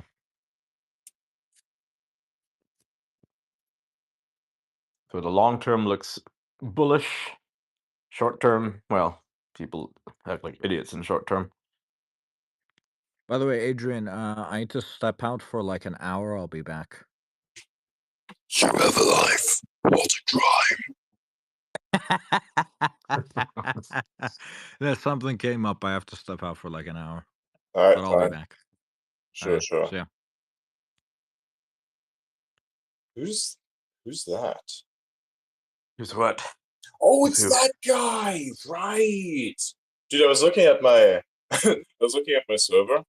Like, a new person joined. It's like, who the fuck joined? Oh, it's that guy. Yeah, cool. That guy. It's Mijun. It's our man Mijun. There's a guy we spoke to yesterday. Remember? Oh, like we spoke to him. I wasn't here. Not you, Blythe. Remember? Yeah, yeah. Oh, he joined. No, it was the AI guy. Yeah. Oh, that guy. We Yeah. spoke to him today. Oh no, maybe I just no. Sorry, that was just me speaking to him. Sorry, I must have forgotten. Yeah. I don't know. I was like in a signal call with him. Remember that? You probably weren't there for that either. I got confused. I joined after. I was like having a chat with Elliot. Yeah. That's why we came to the discussion of Stairwell Steve. Yeah. Who is Stairwell Steve? What is Stairwell Stairwell Steve? Steve? What is Stairwell Steve? It's a crackhead in in San Francisco that used to lounge around the stairwell where Elliot was at for quite a while. Where still is at, actually. And they described to me how they got rid of him of many ways because, the guy's basically a crackhead and he basically did a whole bunch of things, including throwing all his fucking crack pipes into the fucking stairwell. So they decided, hey, we're gonna fucking clean this thing out. And yeah, they decided to just clean the whole place up one day, got a few buckets of stuff and just washed it all down, bro, dipped before he even got to the point of that. Now there's no more Stairwell Steve. You have to keep Stairwell Steve away from him. That's Stairwell Steve. Stairwell Steve is a crackhead that, did crack in the stairwell. They're a hacker house. So that's cool. Hey, the fake Scott Bessent account got suspended. Who the fuck is? Oh, yeah. Yeah, he was using Scott Bessent's name and likeness and pretending to be him. Like his whole profile made him look like him. I thought it was him. I quote tweeted it. I said, "Is this actually Scott Bessent's account?" Because it was saying stuff like, the U.S. Treasury will be backed by gold or something, and that's like, okay, that's not very fucking likely. Fuck no. So yeah, it got suspended just now. Nice. It's crazy, man. Yeah, the shit that people do.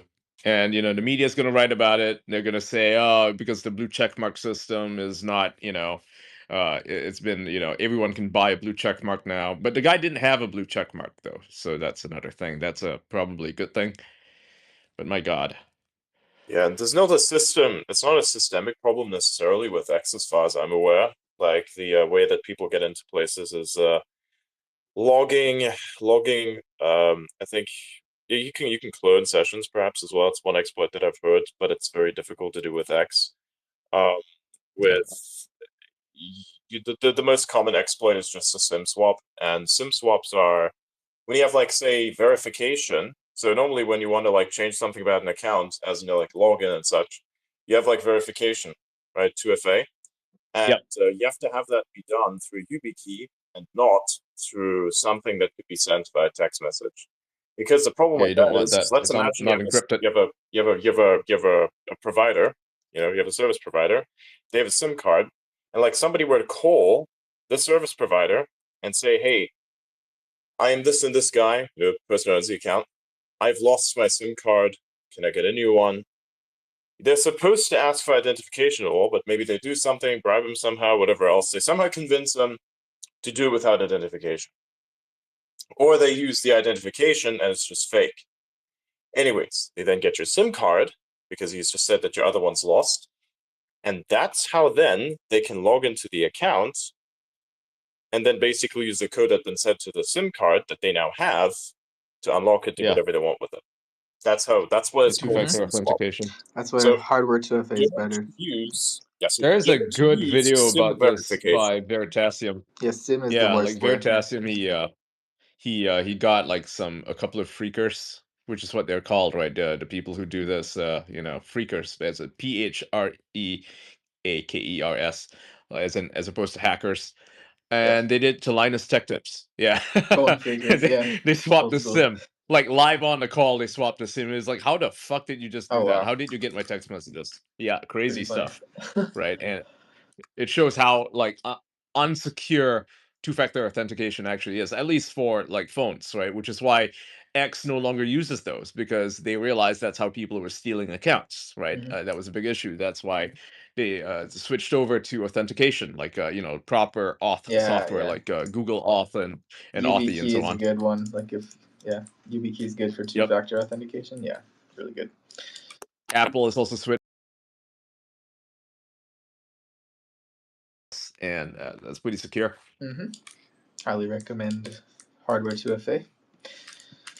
I really hate phone 2FA because, I have a bunch of different phone numbers and it's a real pain in the butt to, swap over to like the right SIM card just to get the one thing. And if you forget to pay the bill, or, if you're in a different country, you can't access it unless you do the roaming thing. And Amazon is really shit about that, because if you call from a different phone number, you try to get a 2FA from a different country, you're just not going to get the number. It's going to block it. So you're basically locked out of your Amazon account, like I was for like 2 months. That sucked. Damn. That would suck. Yeah. And Amazon is really shitty. It's like if you request, like you get on a call with one of these guys, and you're gonna have to pay long distance charges, so that sucks too. And you talk to them, and if you can't figure the whole thing out once, they literally delay you by like a month. They say call back next month and we'll try again. Like that is how stupid it is. Like they don't. Yeah, it's an automated system. You can talk to all the tech guys, even the senior tech guys. I got like some senior engineer on the phone, and he's like, I literally cannot do anything about this because this is just how the security set up. It sucks. It's horrible. Try back in a month. Yep.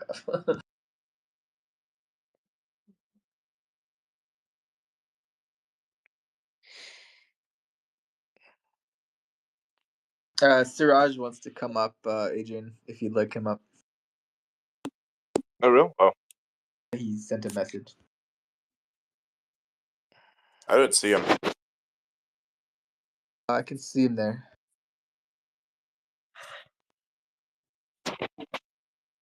Okay, let nobody up except him and Auda. Oh, okay.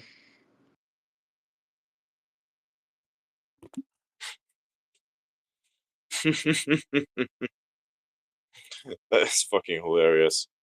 So it's just like I'm just doing this, and then I'm in like a group chat, and these guys are saying, I'm cooking rice, I'm cooking rhymes, and this other guy says, I'm cooking crack with Stairwell Steve. It's fantastic.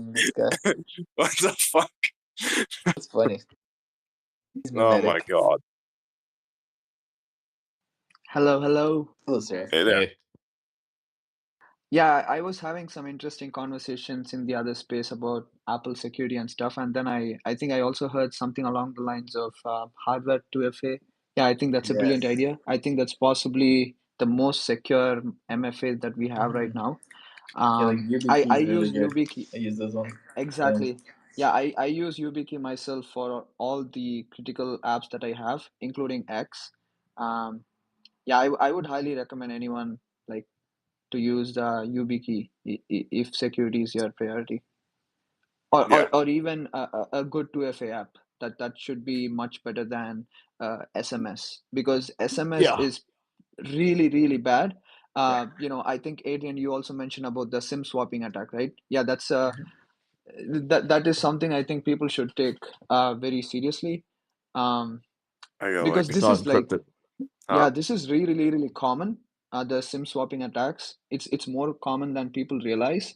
I Let's say that personally again. know Yeah, I was just saying, it's more common than Didn't people hear what realize. Ian said there. Wait, what was that? Oh, can you hear Siraj or no? I don't think you can hear him. I can't He hear has been Suraj. talking. No. Oh, Suraj, say Siraj, something. can Oh, you drop and come back? I'll bring you back up, Siraj. yeah, just drop and come back. Yeah, I can't hear Yeah. what he's saying now. Okay, 1 second. Yeah, he was explaining how SIM swapping stuff works and how it's not safe, and then yeah, you couldn't hear him, so he's got more to say. And we already covered the SIM swapping thing, however, like we already went through this. There's also like this weird thing with like, so the way that phone lines are done, because phone lines were made fucking what in like the 1920s, and they had switching, right? They had what do you call those guys? The switchboard operators back then. That system isn't completely gone. It still exists in like the back end, right? So essentially, you can kind of trick any phone system in the world to that's not digitally upgraded to provide you with information you probably shouldn't have, because every phone line, every SIM card is tied to like an actual physical line, so to speak. You can trick it into sending you text messages, and it's pretty easy to get access to that, because a lot of ISPs in like developing nations, they don't really have the security, or they sell this information out to hackers, and that's how they gain access to your stuff. Yeah, can you hear me now? Yeah, I can hear you. I don't know if you Oh, can. Adrian, can you hear me? Yes, sir. Oh, okay. Yeah. Adding to what Ian mentioned. So I don't know if the ISPs actually sell our phone numbers or SIM cards directly to the hackers or something, but it's very much possible that the database is already leaked on the dark web. Yep. I mean, people give their phone number to like so many services at this point, and it's I don't know. I don't exactly blame the users because most users don't even know this is a security issue, right? But it's I would say the companies and the services should be more responsible with the user data, like how they handle PII like phone number, because I mean we use phone number for everything, and especially in the US, even the banking system is kind of broken in terms of security. Like we still have SMS authentication for banks. Can you believe it? Yeah, I So think so so. Yeah. if Yeah, it's dumb. yeah, so if our SIM gets compromised, they can technically Fuck. get hmm access to the 2FA code That's of the funny. Oh, bank. And here's a fun fact, right? So in Malaysia, right, I have like a few banks there, and they switched over from SMS like this year. Starting this year, they're all moving over to digital authentication. No more SMS. They're getting rid of it. Yeah. Wow. And that's already the case in the UAE, where pretty much I don't know about all banks, but the ones I deal with here, there's no phone authentication. They actually use the UAE ID, so that's your authentication. You Wow. can't fake that shit. Yeah, Interesting. yeah, yeah. So it's really secure. yeah, I would also like add on updating the apps. So as I mean, I use X every day, right? So I make sure that my app is updated all the time. Like whenever I Yeah. wake up, I check for updates because What the when fuck is I mean this? I'm looking at a video Ian, you posted about an hour ago of a dude dancing around with a knife. Is Yeah. this guy retarded? Yeah, it's cultural enriching England. Oh my. He's This is the guy who gives you the I don't erections. really understand the context of it, but yeah. My understanding, the context Oh of my that god. video is the guy's literally threatening people, and that's why he's doing that dance with a knife. Yeah, he's like threatening native British people. If It's- he keeps Ah, doing that with a knife like that, like he's moving his hands backwards and forwards, he's gonna literally he's gonna cut stab himself. himself in the hand. Like I hope so. I've played around. I've played around a lot with knives. You're gonna fucking slice Have your you? shit up, dude. Like Oh yeah, that's I'm don't do watching it like him. that. What the fuck is he doing? Oh my god, he's just I mean, flailing not around to with it. kind of like He's got some educate issues. domestic terrorists or anything. I'm just saying like. Okay, so my favorite thing when I watch videos where a guy's carrying a machete is they always scrape it on the ground to threaten people. Oh That's my god. hilarious, They scrape it on the ground because, like, maybe they watch Planet of the Apes or something where the apes do it, and it's like, oh my god, why are you doing this? No, You are such a it's meme. the thing. They always do that. Like even in the Congo and shit, they do that same stuff as well. Try to My intimidate people. god. Sometimes it works. I mean, fucking There hell, man. is it's scary as hell, but there's a video of a police officer. I think it's in maybe China where some guy was doing that with a machete, like some foreigner was doing it, and then he got tackled immediately. The cops just jumped on him. They didn't care. They're I like, saw yeah, another scrape the person do ground, something asshole. similar, where like they slapped it on the ground and then somebody ran this bitch over with a car. Like, Nice. Don't fuck with Chinese cops. They know judo. oh yeah, Their training is really like, they make British cops at least look really pathetic. American cops don't fuck around. They'll just pull a gun, just shoot you. That works. I mean, if you're part of a good department like NYPD or something, well trained. Not so much if you're from like some small town. I don't think they get that kind of training. mm. Like you can tell who the good, the properly trained cops are. Like state troopers, pretty well trained.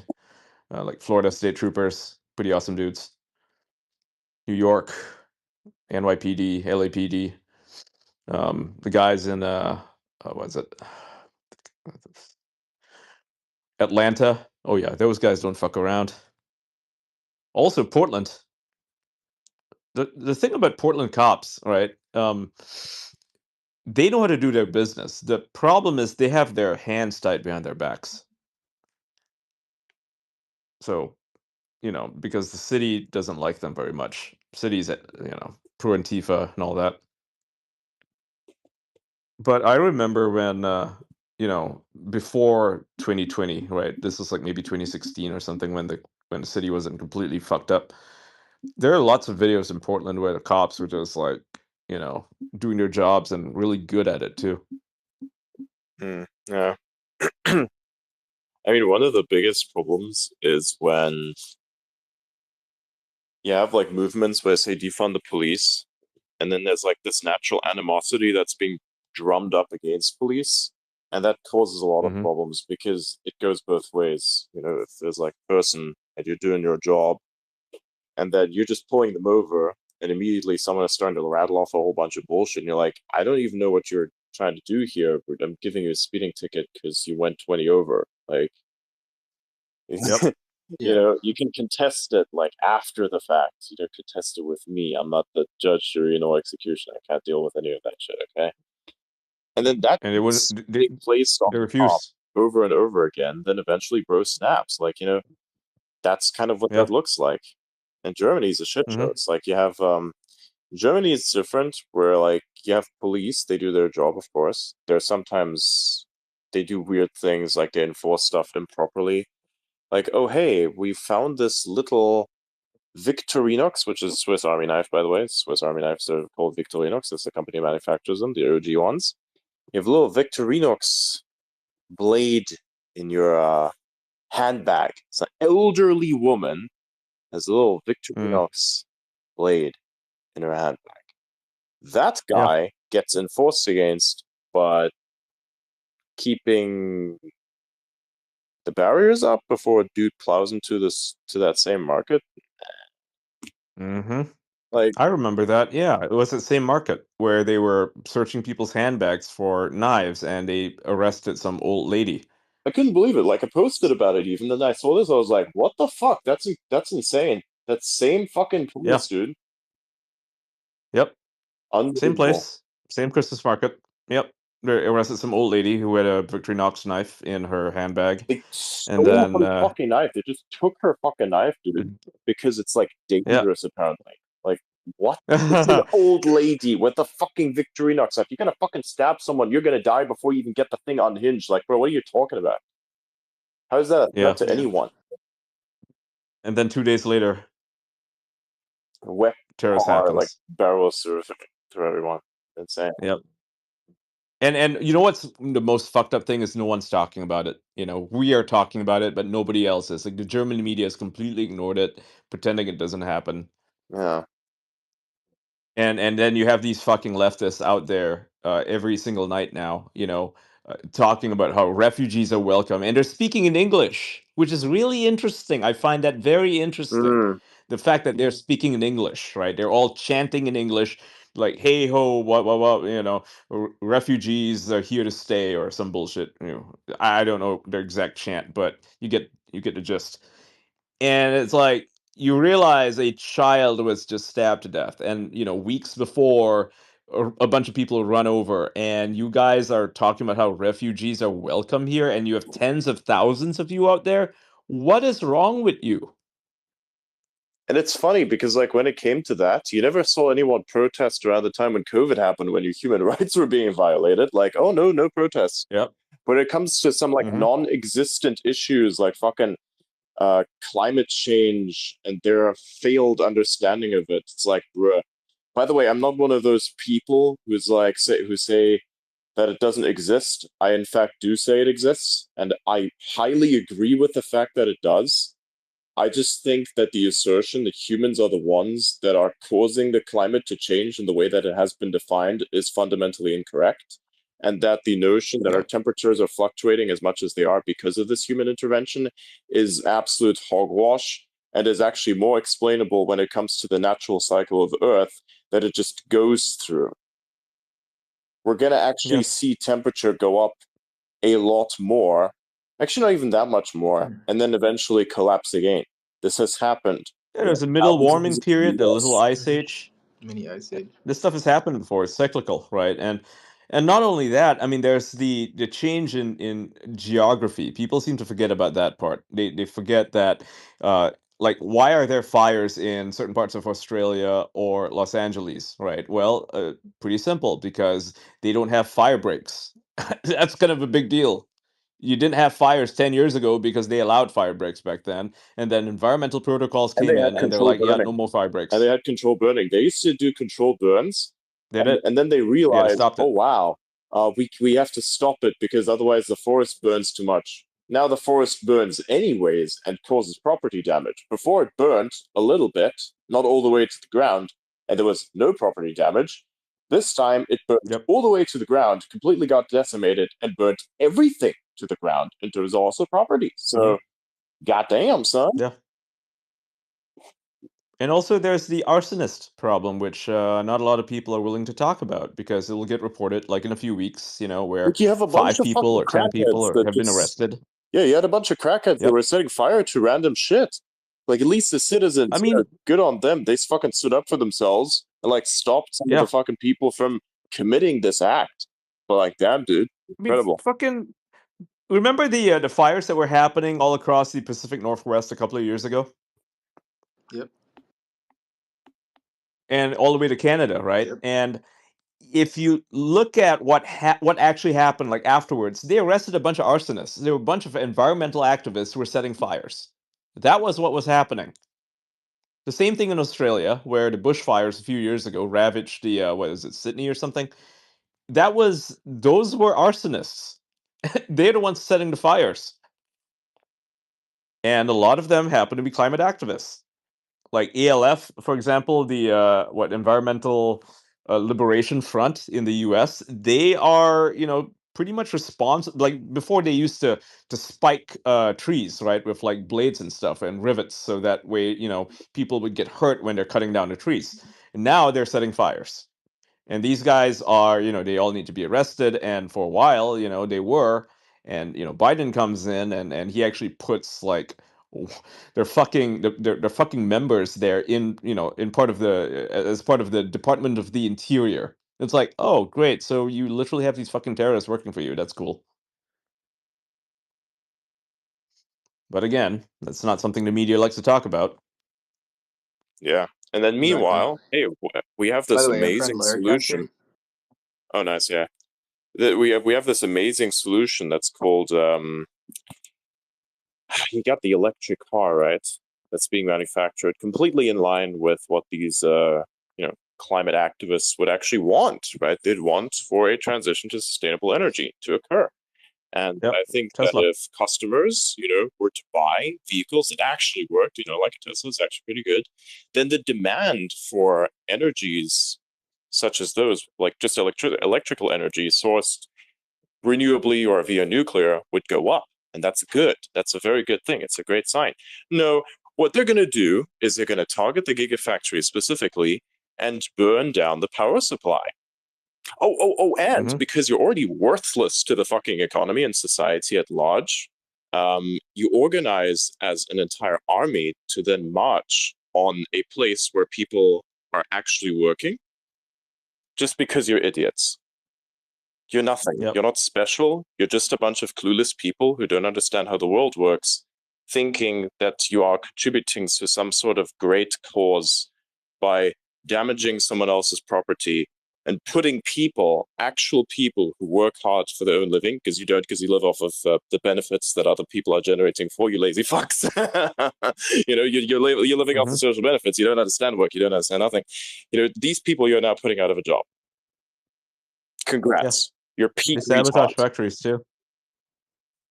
Like in the UK, they sabotage factories. You know how controversial this is? I will never be any kind of presence in Germany because of what I just said. Because it's such a controversial term, like it's such a controversial thing to actually talk about, that you just get canceled if you try to discuss this in Germany. Yeah. There's just no way. So, I get to talk about Adrian, it though, because it's a big issue. I see it, and I think people should be very well aware of it. And I think people should get used to calling these people what they are: absolute fucking idiots. And I would hope there would be actual enforcement of law to the point that these people don't see the fucking daylight again for the next 20 years if they pull a ratchet like this. Because 100%, what the they're fucking fuck is terrorists. wrong with these people? It's the same thing that there's Just Stop Oil people. They go to Same shit. If you museums fucking glue yourself to the road, off the road, 20 years jail, put you to work in there. Yep. They're gonna stop instantly. That shit's never gonna happen. You want to have fucking I hate the ones sustainable who energy? deface Go to work. museums. Yeah. They go to a museum, destroy the paintings, scratch it up, throw paint on it, and then what does the security do? They just watch them. They let the media be there, taking photos of them, doing their fucking press coverage. Like, are you kidding? Just arrest them. How hard is it? Like, you wouldn't let anybody else do it. Why the fuck do these guys get special privileges where they walk behind a Van Gogh or something, or in Dude, front of it, and then glue themselves to it? Spain did proper signaling there, I think, in my opinion, when they had that thing happen. Remember that clip that came out from Spain? No. Can you refresh my memory? This is go look it up. The Stop Oil Spain clip. It's very fucking controversial. I know that one. I know that clip. Yeah. Yeah, that was a proper signal. What did they do? I haven't heard any Stop Oil protests being at all present in places like Spain because of this. I'm gonna look it up. Adrian, I don't know if you have heard about this, but It's counter signaling. the You see, mainstream. when one party virtue signals so hard with the attempt of gaslighting the unswayed mind, you have to counter signal as well. Albeit, of course, at some personal cost, of course. Did you see it last year? They defaced the Stonehenge. Yeah, of course. Yeah, I remember that. They didn't really deface it as much. What they did was they took colors and such that they could wash off easily. Because if they didn't, they damaged the lichen. I hated seeing that. They damaged the fucking licen on it. Yeah, that would be the only It's downside. assholes. The lichen was a bit damaged. I don't think it was that bad. Like, honestly, I'm not sure what the No. lichen really contributed there as much. I mean, perhaps something to the stability. I don't know. But that was like the only damage that was actually caused. Oh, you mean in Spain, as in like the floods, right? That's what you're talking about? No. Are you talking about the flooding? There was a video clip. No, here. Yeah, send it to me.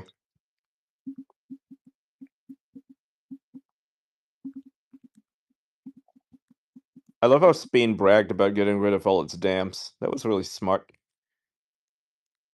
forgot what the clip was. It's been buried recently. It's fucking... Right, who needs hydropower? Hydropower Who is pretty needs good. Yeah. It is. I know. I hydropower is was awesome, joking. yeah. But, I'm very in favor of who hydro. needs stopping your cities from getting flooded and killing thousands of people? I mean, who cares It's about so that, right? I stupid. Like, mean, hey, make the rivers. That whole thing, the floods, by the way, that has nothing to do with climate change whatsoever. It's complete hogwash. What it has to do with is the fact that they destroyed the Roman aqueducts because they said that the rivers should flow freely. Good idea. Good idea. Did you know why that the should the rivers flow places where there freely? is no, Have they you know, the announced places why? where there's now settlement, right? You know, the trenches of the valley. That used to be where the rivers would go along. So if you were to say, let the rivers flow freely, if you were to then take away the aqueducts that prevent the rivers from flowing there, doesn't that mean that all the infrastructure that's been built there is then become river? Yes. Yeah, well, Which because that's how fucking rivers bumbling, work. bureaucratic, Literally, yes. nonsensical waste of fucking space thought, hey, we're gonna overlook this very obvious geological blunder and just give him the approval? Which fucking idiot overlooked this? I would love to know. And the way rivers work, like they carve down from wide to narrow and they create a floodplain. And then people who are idiots build on those floodplains. And when you get like 100-year flood or even a 50-year flood, like you lose a lot of the infrastructure that you've built on that area. Like I've seen farms totally fucking flattened and destroyed, and they had to retill the land and everything from 100-year flood. I mean, it wiped out so many bridges and like literally stop signs like buried with water, just like crazy stuff. Whole towns like partially underwater, and the only way to prevent that is to control where the rivers go, to manage floodplains, and to not fucking build on them.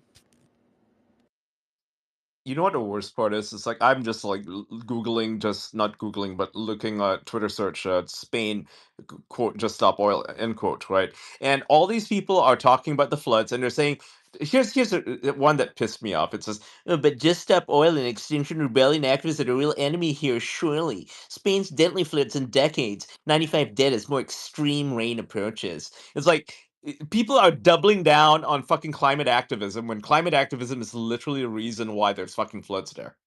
Make it make sense. Just to add to what Adrian mentioned earlier about Tesla, so the mainstream tech media is also broken. So I actually read a news headline that said Flipper Zero hacked the Tesla. So my expectation was, oh wow, something super interesting. But then it was literally just able to open the charging port. That's not hacking, right? Yeah. But you know, so many users were they were misled by, you know, all these mainstream tech media, and it's a problem. I would rather follow someone who actually does research on this stuff.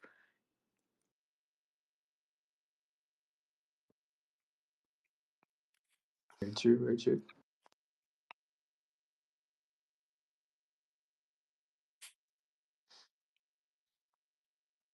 I just quote tweeted just stop oil. I can't believe they're like saying that this flooding is caused by climate change. Man, fuck them.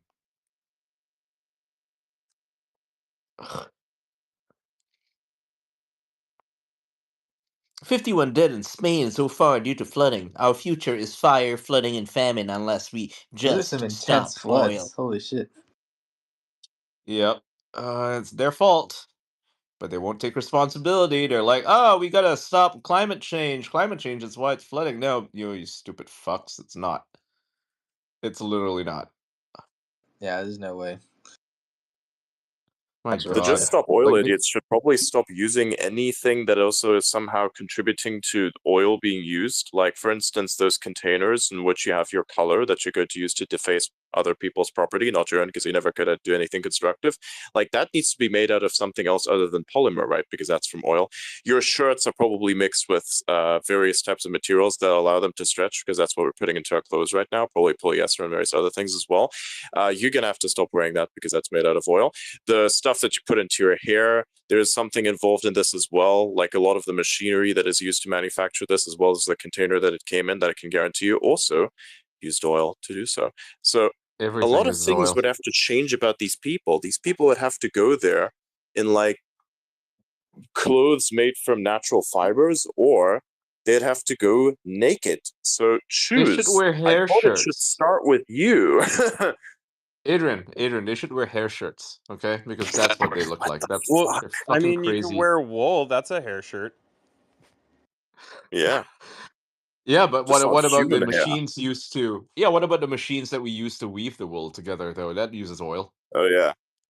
Yeah. Yeah. Everything Well, about it. Cleaning it requires oil, like it just does. Yeah. Yeah, I don't think we'll ever be able to fully move away from oil. It's a useful substance. Yeah. And It's and it like comes in it's like many saying moving forms, away from like there are aluminum. different grades, and yeah, I Yep. think that we just need it like for machinery, and unless For there's some sort of everything. I mean, alternate lubricant that would actually work like oil does, but I don't think that exists. we could always switch back to animal fats. I mean, would they prefer that? Beef Because, tallow. like Let's use beef tallow. we- I think Adrian's down. like Yeah. we used to, for instance, with watches, right? Like, so watches need to be lubricated, right? Now we use synthetic oils. They're very good. They last forever. They don't degrade, right? At least they don't degrade over a period of years. They degrade over a period of centuries, which is awesome. We could go back to using whale oil for those, like, well, let's take ambergris, and use that to fucking lubricate our watches again. I don't know if ambergris was actually used for that, but you get the idea. Like, there are very specific oils that we use in lubricating small pieces of machinery or even large pieces of machinery that you have to get from specific animals because of the cellulose content or whatever that comes with it, right? Can't really do that if we don't kill animals. Now, fortunately, now we can not kill animals and we can just synthesize the whole thing. But they're telling us we can't synthesize it because you gotta just stop oil. Okay, let's go back to killing whales then. See how that works. Instead of Yeah. using kerosene or gasoline, let's go back to whale oil. To heat our lamps like we used to in like the 1800s. That'll be nice.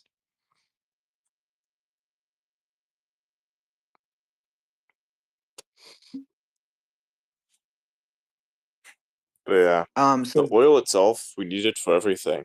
It's like it's not like Yeah, it's specifically the burning of hydrocarbons part is a use case, of course, that's quite major. But at the same time, like we're using it for everything else also.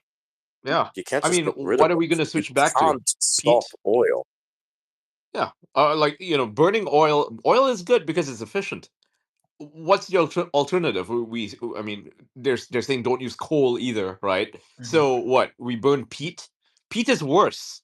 It produces way more methane when we burn it, right? And it's not particularly efficient. That's why we don't use it anymore. Because you could burn peat. Technically, you just dry it out and then you burn it, right? Because it's all bio waste, right? Biofuels, but it's not particularly efficient. But that's what they want us to move back to. And what would the world look like if all we did was harvest peat? Probably not very clean, for one. It's carcinogenic, not great. And like, I don't mean carcinogenic in the sense that oil is also kind of carcinogenic, but it's just the energy content, the calorie content. The calorie content is so low compared to coal or fuel, like proper fuel. Yes, yeah. Imbeciles. These people don't understand efficiency. They talk about just stopping oil, but the reason we use oil in the first place is because it's so efficient.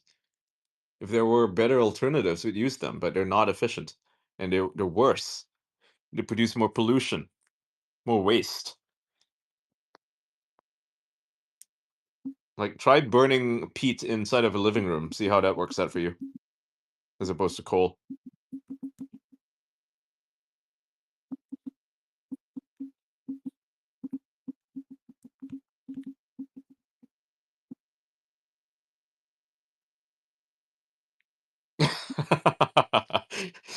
Elon just liked the Englishman practices his cultural enrichment techniques video. Yeah.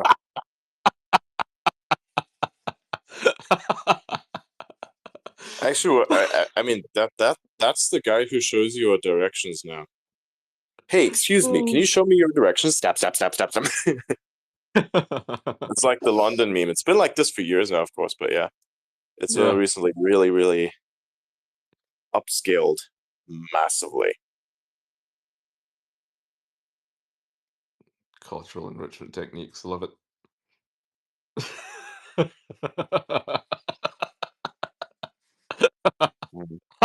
But yeah, oil's still used in a lot of things, and it will be for a very long period of time. We never will stop using it. Yeah. As a matter of fact, if you try to stop using it, it will become exceedingly expensive to use it. And you don't really want that either, because that's going to drive up prices for things where prices should go down. Because you look at all these components and we're like, oh wow, you know, I need this, I need that, I need that. Oh yeah, I need my fucking 3D printing. I'm like, what is it 3D printing with? Oh, I was using plastic. Oil.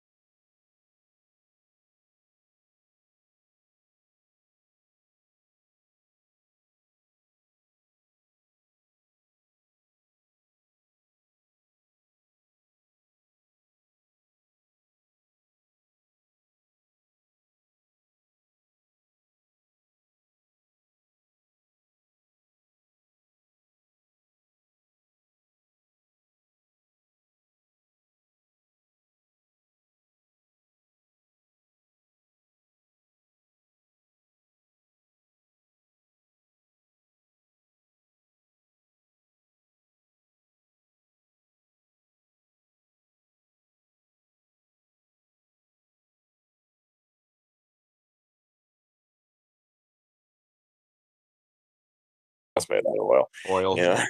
Made out of oil. Oil. Yeah. Unless you're using metal to do that. And like fertilizer uses the oil.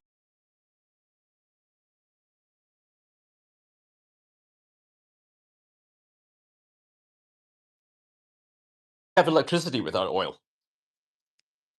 And I don't just mean burning it. I mean like fucking electrical wiring, you know? First you gotta process the copper, and then you gotta put it in wiring, and that all needs oil. Like what are you gonna make wires out of? Like the insulation. There's no other material. Yeah, there's no way to just stop oil. Like, it's gonna take a long time. Like, even if they wanted to do No, that. like we've got to go back to the Stone Age. You know, if you just stop oil, you're literally going back to the Stone Age. That's what these people want. So when they do their Extinction Rebellion, they're actually calling for the extinction of humanity. Shit. Jim Cramer says you should own Bitcoin. Bitcoin is a great thing to have in your portfolio. Ah! Fuck you, Kramer. Why? Oh no. It's not even wrong. Everybody's gonna inverse the Kramer. What if All Kramer's right, everybody go inversing you? check the BTC. Let's see what the BTC does. It's still holding, but last time I checked it was like at 108. It's still at 102, so that's okay. Wait, it went back up because it went back down to like fucking 98 for a while, and I guess. Oh it yeah, went yeah. back No, up. it went back to like a K over. Yeah, like 100K Oh, over. nice. Good. I think it peaked at around like 108K actually. Last I checked, it was 108K. Yeah. Yeah, you don't need to worry about me. I never sell that shit. You know, if you read 109K, 109, 356. of Extinction Rebellion, he actually he outlines how the goal is to make humanity extinct. They're not even hiding it. Yeah. Yeah. But the way they market it is different. The way they're marketing it is the opposite, it's the reverse. So they're saying, we're saving humanity. No, you're not. Your goal is to depopulate the planet. That is literally your founding mission, is to depopulate the earth of humanity. These people are scum. They are anti-human terrorists, is what they are, and they belong in jail. Look, dude, if you sabotage infrastructure, like that's gonna be a problem. Oh yeah. We need that infrastructure. Yeah, we do. Like, even if your we goal live in is a some sort of society. like overthrow. We live in a everything, At society. the end of It's it, a society that's fucked. It's incredible, and people believe that their cars run off of unicorn urine It's a big problem. Mental health needs to be brought back, but we never had good psychiatry. It never worked because that's why we still have these people. If it would have worked, we never would have had these people, and there wouldn't be so many of them. I would even say it made it worse. It's actually true. I believe so. I think the whole mental health therapy bullshit made everything infinitely worse. Like, there's no way to prove it that it actually worked. You get people, you psyop them into thinking about themselves, and then the realization that they themselves came to is then therapy. There's a word for this. There's a word for this. It's called thinking. Like, you're already doing it, and now you're paying someone else who has a more fucked life than you to tell you how to think? It's like really asking a are fat mentally person for insane, fitness huh? advice. Yeah. Think for yourselves. That is mentally ill. Or reading Holy self-help shit. books written by paupers. Mm. You know, I always wonder about, people who are like, who call themselves numerologists or self-help gurus. Why is it that they're not billionaires? If you're a billionaire and you're giving that advice, okay, maybe I'm inclined to listen to you. But if you are giving advice and you're like this morbidly obese fat fuck and you're telling people how to get fit, I'm not going to listen to you. Dude, 100%. Exactly. It's the same reason why, like, health ministers, they have this very specific issue. Why is it that you're a health minister, but you're not actually healthy? Like, how can you be the minister of something that you're not? Explain. Conceptually, how that's supposed to work out. I could be a health minister, and I'd still be healthy. Like, huh? It's like a minister of agriculture that has never toiled the field or doesn't know how to grow anything. Same shit. Those do exist. Ministry of Energy that thinks that wind turbines are the future. Especially in Germany. A finance minister who's a communist. Like, that's what we're gonna call that fucking dog shit. It's German IRL satire. That's what that shit is. Wind turbines. How about a minister of finance is a literal Where is communist? the Ministry of Slippery Paranoid Motherfuckers? That's what I want to know. Dude, 100%, man. Slippery paranoid motherfucker. All right. Yeah. All right, I'm back. You should see. You should see the UK's treasurer. She's a literal communist. Wow, that's incredible. She's got like a photo of Lenin. Yeah, Lenin in her fucking her chamber. That's insane. Wild. What did I miss? What did I miss? And they call the right wingers Russian propagandists. Wild. Oh yeah, apparently Labor is also allowing the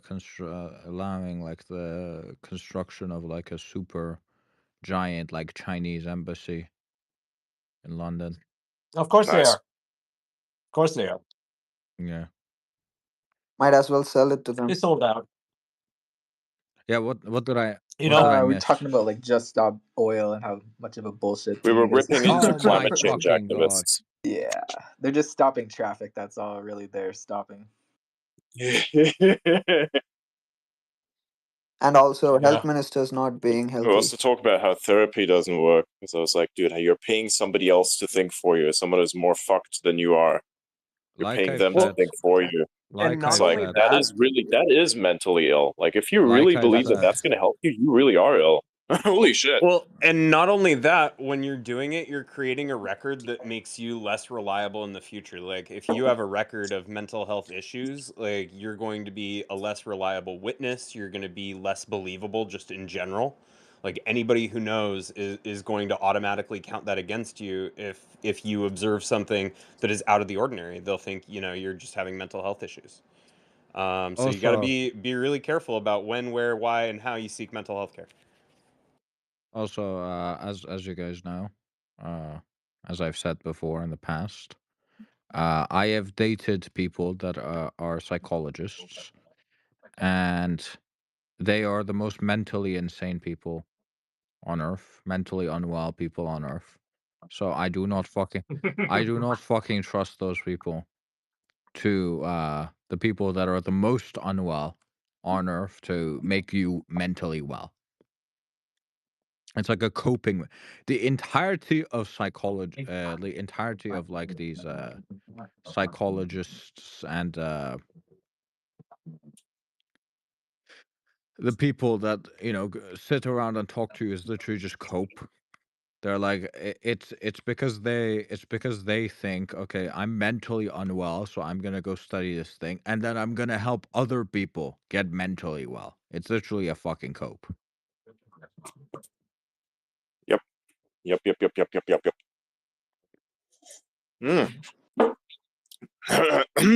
God damn. It has come to my attention. There is The Minister of Science who thinks the Earth is flat. Oh yeah. Yeah. It has come to my attention. What's come to your attention? It has come to my attention that a bunch of people are talking about getting shadow banned again. I'm like, the what? It's bullshit. It is I bet you bullshit. they have like 1 million views on their post. Yeah, I know, right? I'm gonna look at this space and see if it breaks over 1,000. I'm going in there and I'm bashing everybody. Like that's happening. It's funny, the people who talk about being shadow banned the most, they get the most views. I know, right? It's insane. Like, I've been shadow banned. 2 million views. Really? Do tell. Do tell. Yeah. How are you being shadow banned exactly when 2 million people saw your post complaining about being shadow banned? How does that work?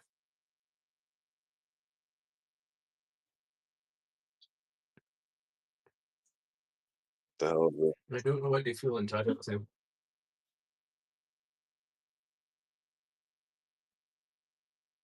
It's an engagement technique. Like, hey guys, can anyone see this post? I'm just testing something. I think I've been shadow banned, guys. Yeah, sure. You just want people to reply to you, so that way your posts always appear on their timeline. That's it. That's literally it.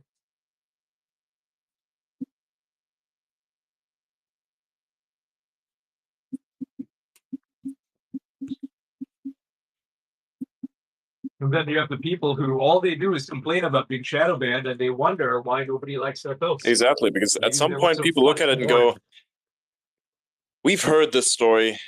We are tired. We tire of it now." I'm gonna let that sit. I'm gonna let that sit. Nothing's gonna happen there. I'm gonna wait. If that space goes over 1,000 listeners, I'm gonna go in there and raise some hell. Like fuck that shit.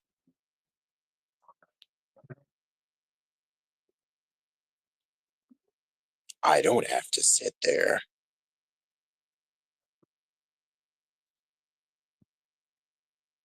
I've been shadow banned. 5 million views. I mean, like I know who's doing it as well. I'm looking at their posts. 30 minutes ago, post something.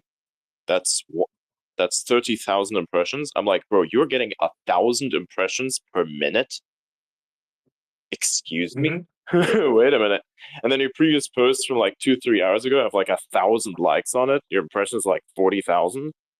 My bro, this is what I want. What do you like? What, Yeah. I want more engagement also, but like you don't hear me complain about on the timeline about things because I'm like too busy. I have to think of things that people actually want to, look at. Yeah.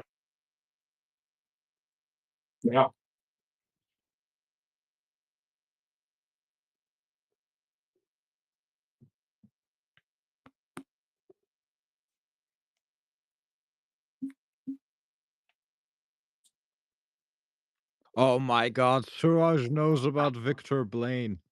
Do you know who Victor Blaine is, Adrian?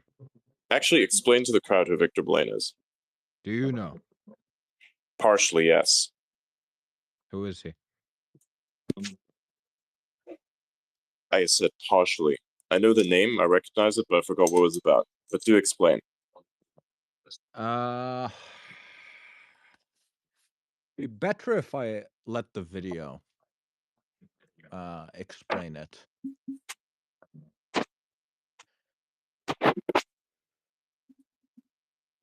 I'm rating you. You are a terrible therapist. I'm rating you 0 stars. Want a cookie or something?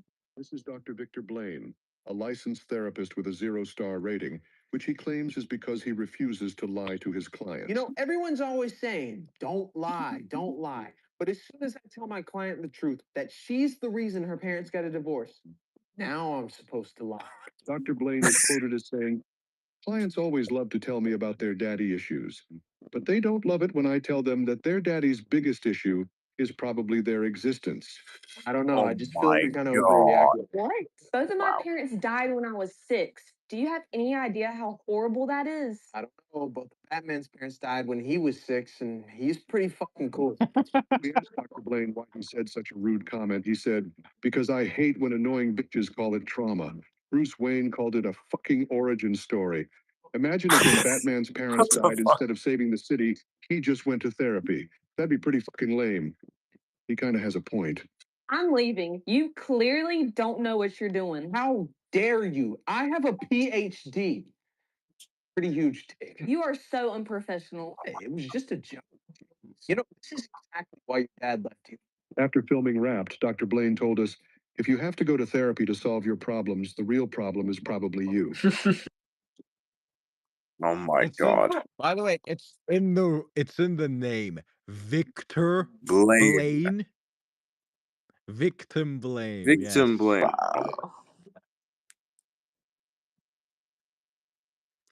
Yeah, this guy's pretty funny.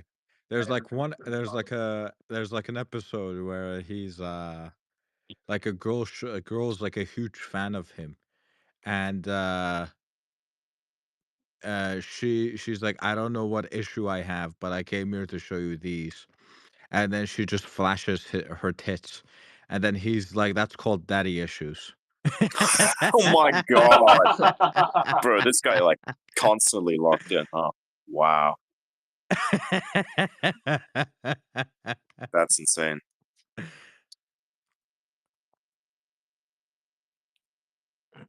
Wow.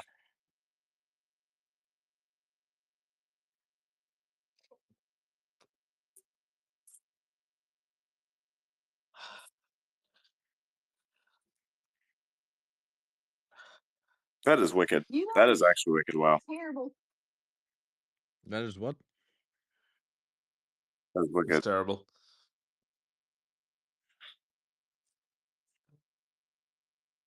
What is going on with Grimes? What is going on with Grimes? No idea. She just put out a tweet. I'm going to read it. Hello, I'd like to address a certain toxicity in the Grimes fandom. For a few years now, some persistent trolls on Reddit have been pushing this white supremacy / Nazi thing. Reddit refuses to respond to us about this. If it wasn't clear, I very much denounce Nazism and white supremacy. I'm sorry that I didn't take this more seriously sooner. I did not realize the extent of the issue. But it has come to my attention from some of y'all that this has been creating a lot of trouble. The same accounts pushing this, by the way, have been stalking and harassing friends and family of mine. They are bad actors. Specifically, they have been calling workplaces of non-white friends and trying to get them fired for being supposed Nazis. That is that level of stuff, FYI. For years, Reddit has refused to address this, but also my bad for not realizing it was a bigger issue for the rest of you as well. I'm truly sorry. I'm sad at the division in the world right now, and I'm really sorry anyone who has had to see the super toxic negative things in the Grimes fandom on my behalf. I'm sorry to the few fans who I also know have been harassed in this way as well. If you report accounts to me that are harassing people or creating problems, I will work harder to deal with it. Have had some productive DMs at fans, and always feel free to reach out about concerns to me or my team. Love y'all. Well, okay. Fascinating.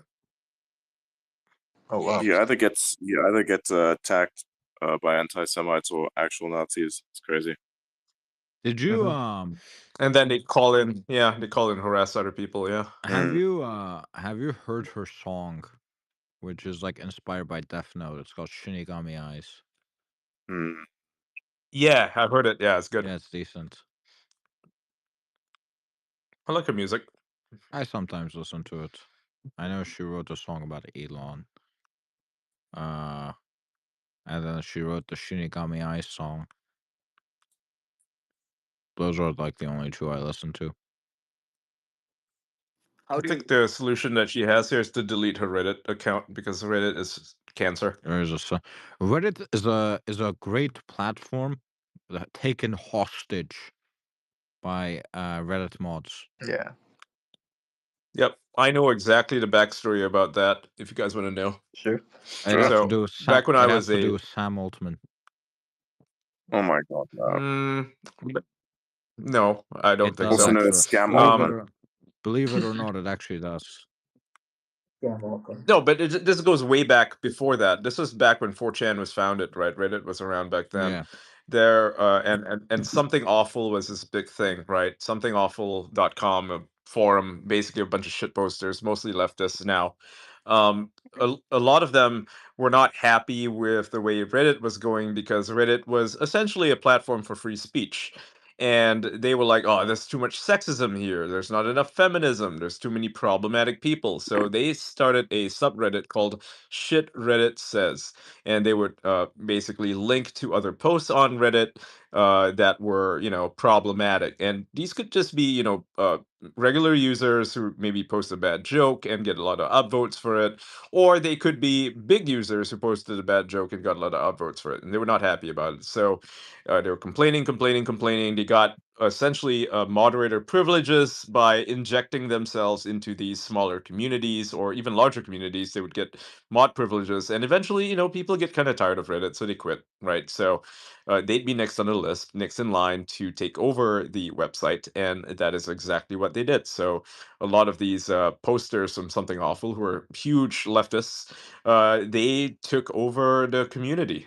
And they're like the main, moderators. And of course, when that happens and this DEI shit happens, they invite more of their friends to moderate the communities. That's why all of their communities are run like fascist shitholes. So tell me about the Sam Altman thing. I wasn't around for that. Basically, Reddit was ran. Reddit, when it was eventually bought by Condé Nast, which is like a magazine Magazine company. magazine publishing company. Yeah. Reddit, like quite early on in its founding, and then basically Sam Altman came up with like a plot to get like some of the original founders back in. So Condé Nast, which had bought the platform, didn't actually know how to run it. So they basically came up with this thing there. Okay, so you need to give up like equity in the company to hire the best people in tech. And you also need to raise capital, and you need to do this, and need to do this, and need to do this. And eventually they managed to dilute Condé Nast's ownership down to a minority stake. And then you got all of these Silicon Valley people as shareholders who are more leftist, and also a lot of the founders have also gotten more leftist as well, since they were in the Bay Yeah, like Area. Eric. That was also Yeah. a big reason why that happened. Steve Huffman. Yeah, he's a big lefty. I don't know why I said Eric. Rest in peace. I don't know him. Rest in peace, Aaron Schwartz. Yeah. Good guy. Yeah. Yeah. So you're talking about Y Combinator and stuff, right? Yeah. Yeah. They're not the issue, though. I mean, they're not the main issue, at least. The way the place is run. I mean, like the administration has its own issues, but my issue is with the moderators. The moderators are the ones that run these communities, and the admins don't really have any power over them. So, on my side of things, is like I saw how all the mod ships got taken over by these cabals, essentially, of woke ideologues who then proceeded to essentially ban people. I think you also have to realize that generally people that contribute for $0 for free are Yeah, they're fucking nuts. always going to be left wing. Yeah, it's like Wikipedia. Same thing happened there, right? It's now run by a cabal of left-wing moderators who are completely unpaid, and they did the same thing. I mean, we're all doing this shit for free. Does that make us left wing? I wouldn't say we're doing it for free necessarily, even if we're not getting paid in money, right? But okay, fair. I see what you're saying. Right. It's nobody on Earth, not a single person on Earth, unless you're a fucking monk, does anything for free. Right. Yeah, I definitely didn't moderate for free because I quote unquote sold my influence. And they're so mad at me for that. It's so funny. People try to cancel me for that. They're like, Ian, you used to be a Reddit mod and you sold your influence. You used to post links for money. I'm like, yeah, and so fucking what? Like they make it sound like it's a bad thing that I made money from it because I didn't want to work for free. Wow, what a fucking novel Yeah, concept. but those people, they get paid in perceived power. They feel like, Which is yeah, hilarious. Yeah, they get paid in Reddit gold. yeah, Really? they get paid.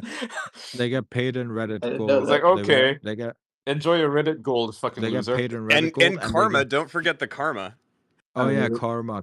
Oh yeah, But karma. also they get paid in they also do get paid in power, right? Fair. They have like this Yeah, power they get the power.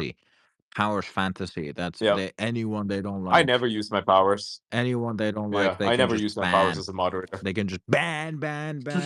You know? The bad hammer. Yeah. Does not bring me joy to ban people. There's no point. It's like it's internet shit. It's not real, right? I mean, Reddit is not real at least. Like Twitter is a lot more real than Reddit is. But Reddit is not a real place. It's full of stupid anonymous people, and if someone is going to make money from it, so fucking what? Jesus. They're like, "Ooh, you violated the protocols of Reddit. You violated the sanctity of this place." You know, I literally have people saying that to me. I'm like, "Are you kidding?" The But No, you're not. sanctity of Reddit. Holy shit. Yeah. Yeah, the sanctity of Reddit. That It's like shit died a they're so long time delusional. They ago, think it's like mate. a temple. The people Yeah. that think that You're the people that infringing on the think sanctity of my cesspool. the people that think that Wild. CNN is Fox News Light. Oh, Yep. Oh, look, Elon is hiring people to work at Doge. That's cool. Oh dang. Oh, he just asked Billy if he wants to work there. Oh, He should ask me if I want to work there. Yeah, I think some other guy left as well. Other than Where Vivek. was Billy working before he apparently got I'm not too unemployed? sure of his current job or his old job. He was a dev, but Bro, Yeah, he just got yeah. unemployed. So Elon's Bro, That'd wants be him to cool. work for him. Yeah. That's cool. bro created Dogecoin and then Yeah, didn't but make shit from it. And now he's Billion 2K. jobless. Didn't make shit. What the fuck? He famously sold a whole bunch of it for like a Honda Civic or something. I think it was like way back in the Yeah. day. Like, Oh, that's so painful. I know. At least keep some of it. I keep like most of it if I made it. I mean, not 90%, but yeah. Jeez. I'm not satisfied until I hold 80% No, of the but supply. no, but what I mean is like let's say you like buy something, right? Like a stock or something. Right? If you're like in a lot of profit on it. If you're like on a lot of profit on it. Like just take out most of it, but leave something in, you know? Like you never know. It might go up. And Yeah. even if it goes to shit, Yeah. even if it goes to fucking zero, you still made a profit. Mm-hmm.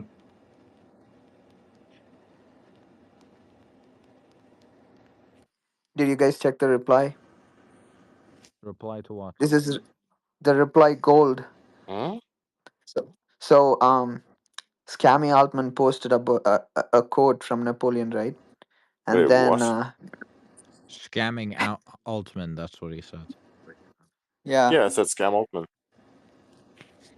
yeah, and then he got a reply, Swin- and then I screenshotted the I reply don't and posted. honestly I don't like Scam Altman. I prefer Swindly Sam. Swindly Sam. Yeah. just call him Scammy It's Sam. Scam Altman or Swindly Sam? I prefer Swindly Sam. Yeah, but dude, Scam Altman is better, bro. How's Scam? His sister's How's insane. Scam Altman better? Because it says it in the name. Who the fuck uses Swindly unironically? Yeah, I never In heard like of it. everyday conversation. Swindling, okay, yeah, sure. But how many? This is the first time in like a week or two that I've mentioned this exactly. Probably even months now that I've mentioned the word swindling. Scamming? Oh, a lot. Swindly Sam. Swindly Sam is great, but so is also Scam Altman. This is pretty cool, Right. you know, because it's basically the same name, but we just put a C in there. It's more accurate.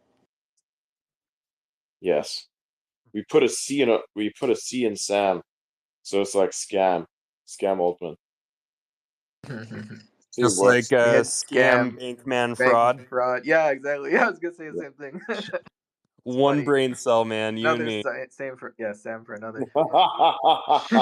Scam bank run. Scam bankman Oh, no, fraud. no. Yeah, that was a good one. Scam Bankman Fried. Scam bank. Scam my bank's free. Scam bank. And fraud. I like that. Scam my bank's free. That's the one. Scam bankman fraud. Yeah. No, scam bank run fraud. Bank run fraud. There we go. Bank run yeah. Sam the bank run fried. I don't know. He's cooked It's now. not Yeah. that deep, bro. Yeah. He said a revolution can neither be made nor stopped. The only thing that can be done is for several of its children to give its direction by dint of victories, Napoleon. It's not that deep, bro. Just release a better model.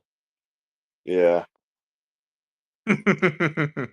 But then that's like the one Iron Man scene where, you know, the guy from what Iron Man's competitor is like, hey, why don't you make these things smaller, right? And he's like, well, I can't, you know, it's impossible. I'm not Tony Stark. Adrian Dittman built his platform in a dungeon with scraps. It's unironically true, actually. The dungeon happens to be my shower, and those scraps were like soap. So yeah. Not gonna lie, I needed like a place because I didn't want like people knowing what I did, and I had to like stay in this one specific place. And so I basically had to host all my spaces from the bathroom, which was very difficult to do. Posting IRL. Yeah. Wild. Yesterday, I shit posted while I was actually taking a literal shit. Pretty cool. We Real. multitask over here. Yeah. I was surprised he told me. Oh after. my god. Dude, that whole video my call we God. had, that was all in the toilet, man. I had no Adrian, fucking clue, man. Adrian. That was crazy. Adrian, I'm gonna send you Yes. something. Yes. Yes, what's up? Where are you gonna send it? Signal. Ah, fuck. I'm gonna have to get up and get my signal first. Oh, this is a spicy post. What if we have illegals hunt down pedophiles for a chance to get And we citizenship? called aliens versus predators. I know. We know this joke. I'm down with that. Like, that seems like a win for society. Like, the people that are doing that Aliens are versus adding, predators. you know, value Yeah. to the country by removing these nasty folks from the world. And you know, not necessarily killing them, put them in jail. That's fine. But yeah, I think that would be a good idea. We can find good people who maybe deserve to be here. Like, they couldn't have a criminal record or anything like that, but if they're willing to help us end some serious problems in our society, like, hell yeah. Jesus fucking Christ. This one's posted by an Indian dude. Yeah, he says Chinese startups versus Indian startups. Robotics, deep seek, game science, deep robotics, Indian startups, Zomato. My God. Zomato.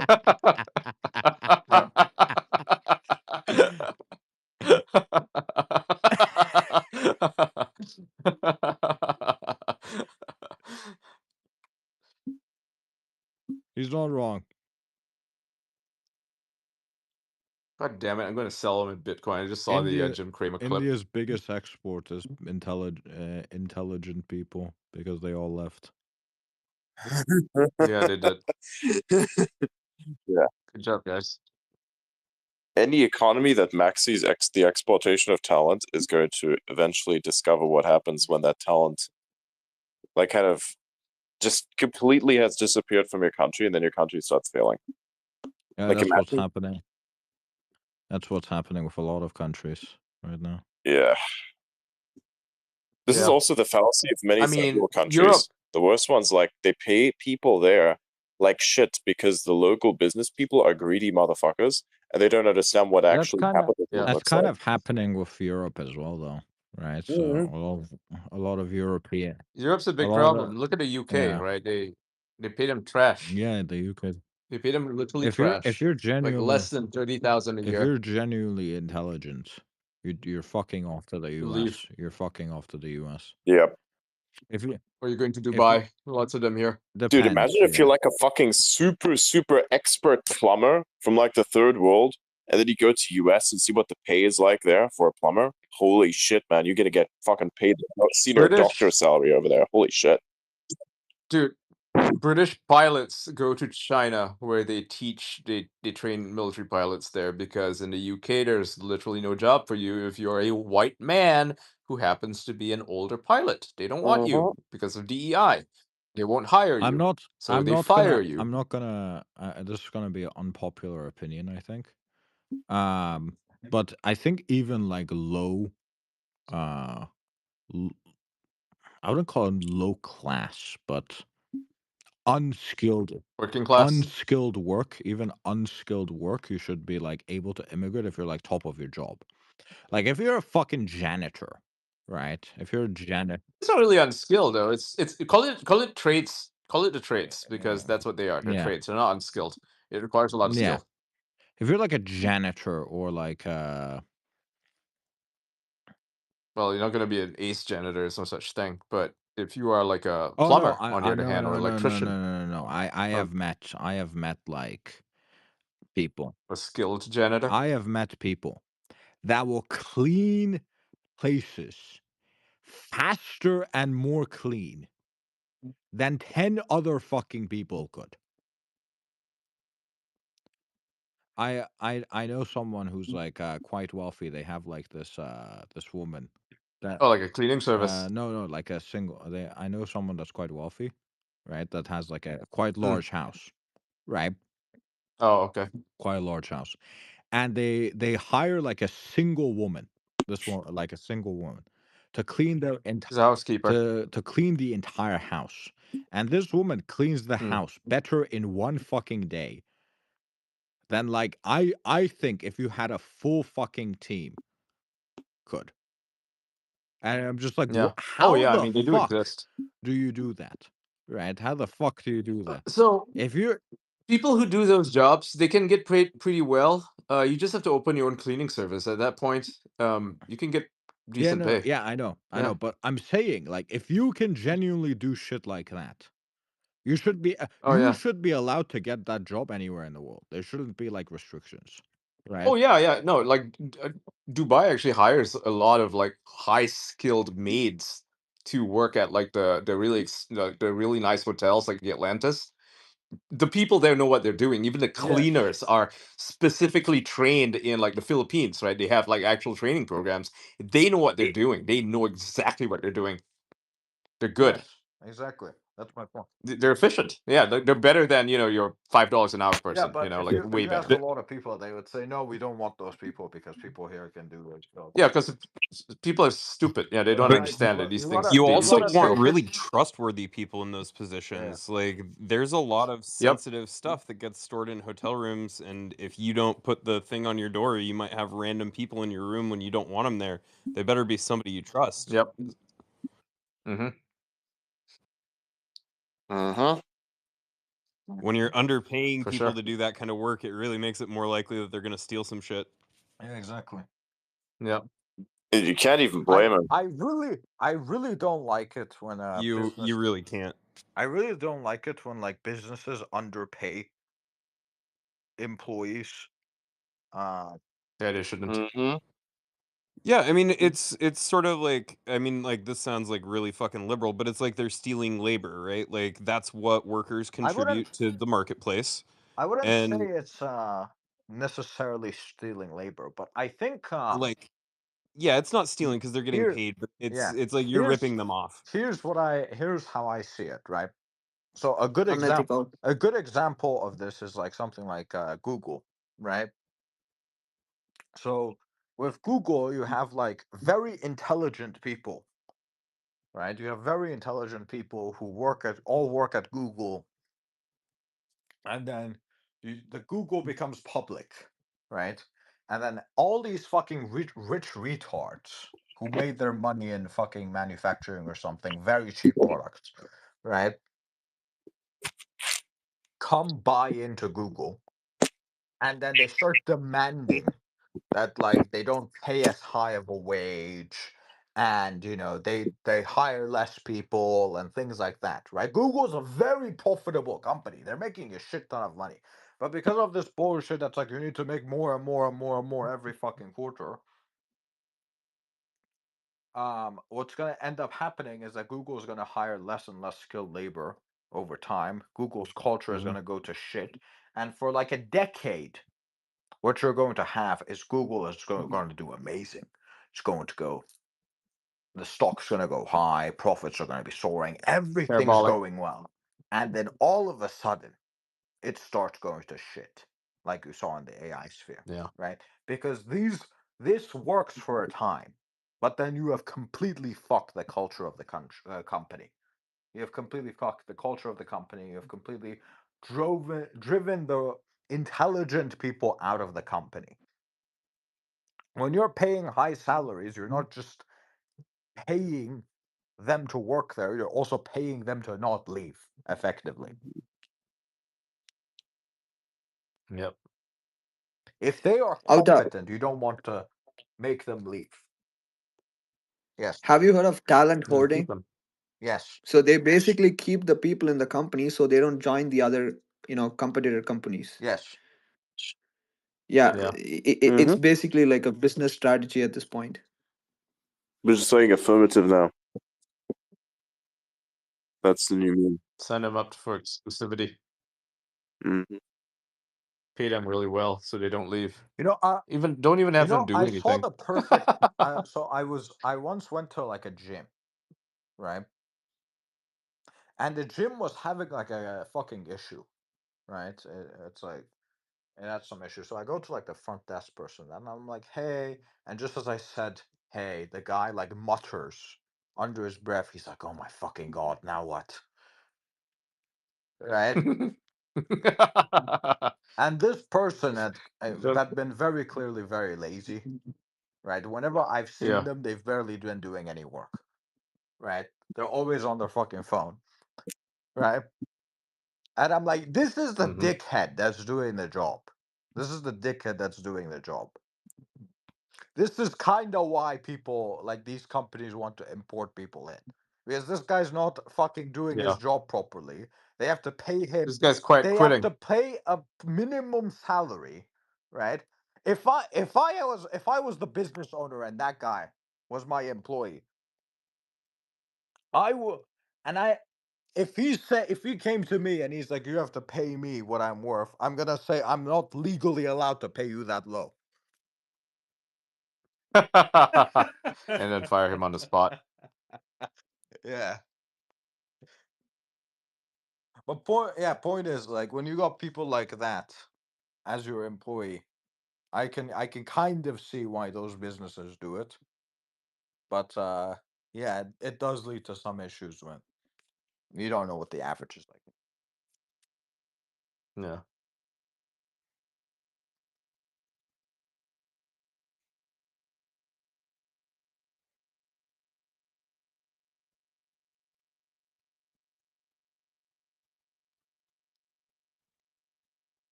I'm looking at videos of cats. Nice. That's what the Making internet is steaks. for. Yes. It's the best thing. It's the And greatest thing. Doges, of course, yes. Do you guys remember the I Can Has Cheeseburger website back in the day? Oh yeah, I Can Has Cheeseburger. That's like classic meme. Yeah. I remember everyone was doing it, like those were like the hip thing, right? Fucking cat memes and the O'Reilly owl. Hey, I'm seeing Jordan in the audience. Do we want to bring him up?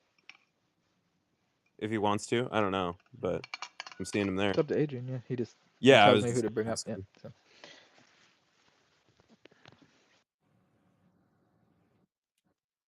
Really? Why was that even funny? I don't get it. I don't know, but it was actually I don't know. I liked those memes back in the day. I remember sending those around. And then there were like the Reddit memes, like Le Yeah. Redditor, you know, like they're all like fucking classy Oh and my shit. god. Yep. Fuck They have out a of here. really high opinion of themselves. Yeah. Le Reddit meme. I am Le Redditor, and I have 2 billion karma. Fuck. So Golden much karma. cringe, That's all they man. got. So much cringe. Just so much of it. There's endless amounts of cringe. Reddit was a cringe factory. Really was. The bacon narwhals at midnight The or something. narwhals bacon Oh at god. midnight. Yeah, that was. Yeah. I joined And they Reddit would like greet each other that way. They were like, "How do you detect a redditor in the wild? A narwhal bacons at midnight." Oh. so dumb. Yeah, I Ian, do you know about the payout on Reddit for the content creators? It's trash. It's literally trash because you can't really produce your own content on there. You have to, for every one link that you post, you have to post 25 unrelated links that are not related to you. So that's fun.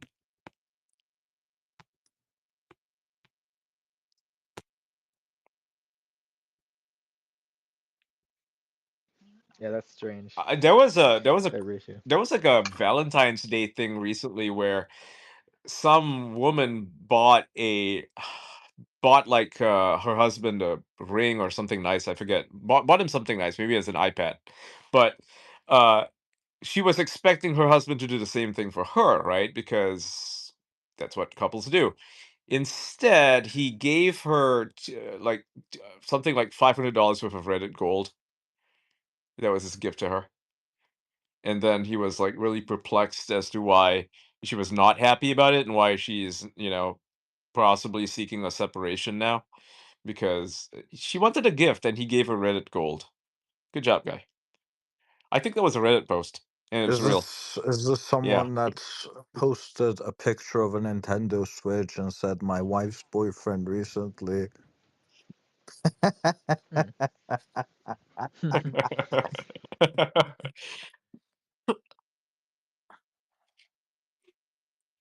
Am I the Asshole is like such a funny fucking site because, on Reddit, because the people posting there are all assholes and it's always something to do with Have you Reddit. seen unpopular opinions? It's like 95%. Yeah, they ban you for having an Yeah, unpopular exactly. opinion. It's Yeah. 95% mild opinions at best.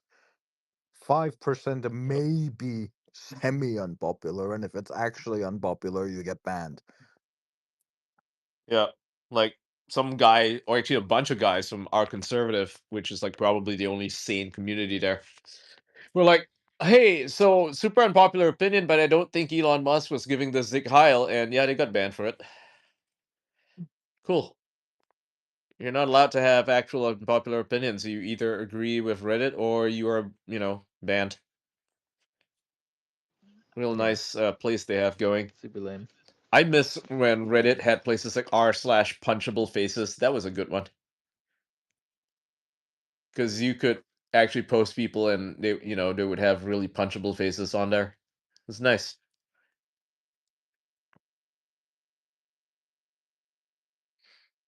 There's also r/roast me. I think that's still around, and that's the easiest way to get banned because someone who's probably trans is gonna post a horrible picture of themselves saying, "Am I beautiful? Please roast me." And the replies are gonna be, "Nah, you look like a dude." And yep, that's a ban. Ban You CDM asked right them there. to roast Yeah. you. Yeah. Like, my God, then don't post there. You just want compliments. The whole thing is just, it's just fishing for compliments. You're not allowed to be creative anymore on Reddit. You used to be allowed to, and that's why it was fun because I would go there, even like when it was moderators are shitty, but there was still some semblance of sanity, and people could be creative, and you could be really mean or nasty, and that was just part of it. Oh, that's all gone now. Now everybody's a fucking asshole and a super far leftist.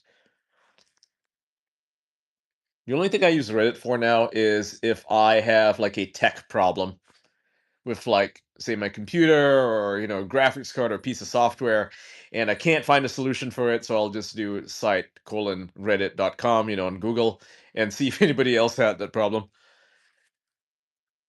Or you can Easy just way to DM fix it. me. Yeah, I'll do that next He's our time. technical support. Be a lot easier versus going to Reddit.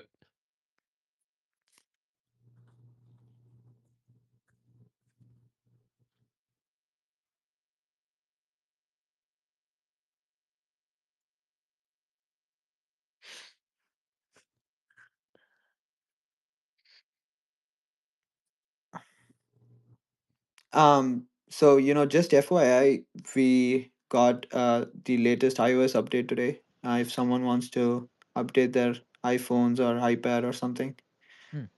What's in it? Just a couple of security updates and some feature enhancements. They fixed Okay. about 20 plus vulnerabilities across the ecosystem, I think. Nice. Yeah. Something to do before I go to sleep tonight. Yeah.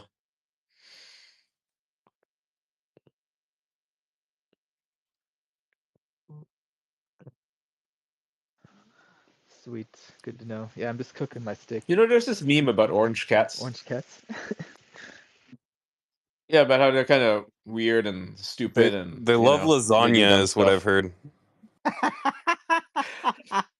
Yeah, it all started with the Garfield thing. Like, yeah.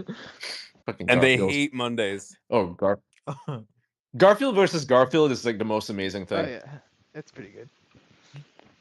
Or like the whole so there's like the whole video series, right, where I forget who made it, some production. You can watch it on YouTube. It's amazing, where they have like Garfield without Garfield, right? It's the guy, forget the guy's name, and there's no Garfield there. It's I great. love all the surreal Garfields. Like, have you seen the Eldritch Horror Garfield? Like, what have you Yes. done to me, John? That's horrible. Oh, actually, no, I did see that. I did see that. Yeah, that's horrible. There was like a actual Garfield strip, like a whole series of them, where Garfield wakes up one day and no one else is there. Everybody's dead. Very Kafka-esque. It was real too. That wasn't like some, wasn't like some spin-off. Like the Well, guy actually made it, right? There's also like an Jim alternate Davies. theory of Garfield that like John is dead and a figment of Garfield's imagination. Yeah, Yeah. John, the dude who was living with John Arbuckle, that's his name. Yeah, it's like something about how like in the early comics, like there's like something where he kind of dies, or it's implied that he dies, I think. And then after that, he's just Yeah. like still around. But the implication, if you are looking at the fact that he may have died, is that he's like a ghost or a figment of Garfield's imagination. Yeah. Yeah. Garfield It's is like- actually really smart as a comic, like it's very In multi-layered. reality, though, if John died and Garfield was just like left there, John would be lasagna. Me too. That's like a weird thing. Like, So going back to cats orange will like cats. eat you if you Sorry, die. no, you go Dogs will first. not if they love you. Yeah, yeah. I mean, cats will still miss you though. They're just, smart. They're a lot smarter than dogs. So orange cats, why do they behave the way that they do? Well, the vast majority of orange cats, which is like 95% of them, I think, are male. That's why. That's why they behave the that's way they odd. do There's so many compared to other males. cats. Ah, that is kind of weird. But cool. Yep, all orange cats are basically essentially male. I'm sure you can find maybe some orange female cats, but most of them are male. Yeah, it's just like it's the coloration. Yeah, it's a genetic thing. Huh, interesting. Adrian. I think he's AFK still. I don't know. He might have been AFK. I think he is. I'm Yeah. gonna send a meme in the group chat. Oh, okay, let me see.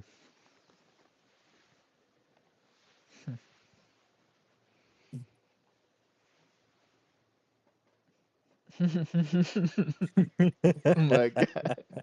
Yeah, pretty accurate.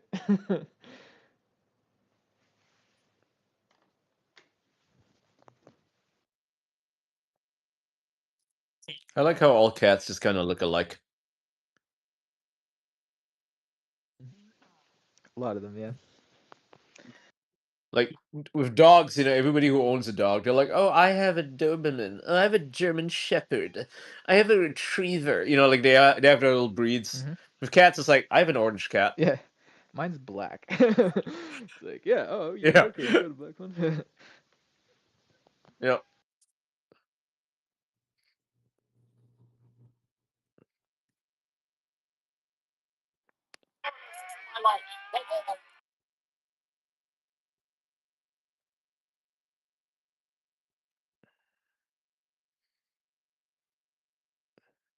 Cats like to cuddle.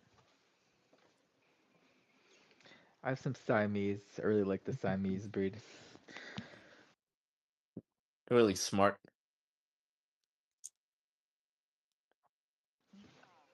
Mm-hmm.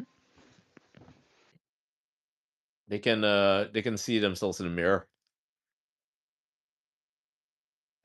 Yeah, it's wild, eh? Mine sleeps with his like paw over his eyes to like block the sunlight. It's kind of unusual. I haven't seen a cat really do that before, but he's pretty intelligent, yeah. That's pretty clever. Yeah.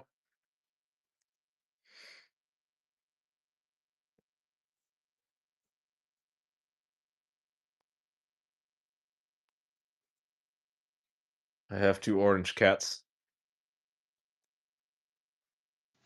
Nice, nice. I have one cat. He's weird. He hates people, just like his dad.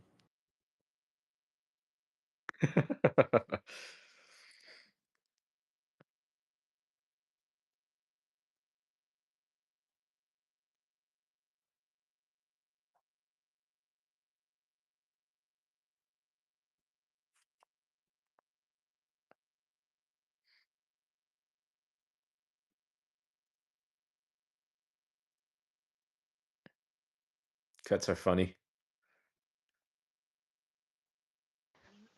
And mine's getting super hungry. He can smell him cooking the steak right now. So he's like, I need dinner. He's like sitting over here. I'm gonna feed him right now.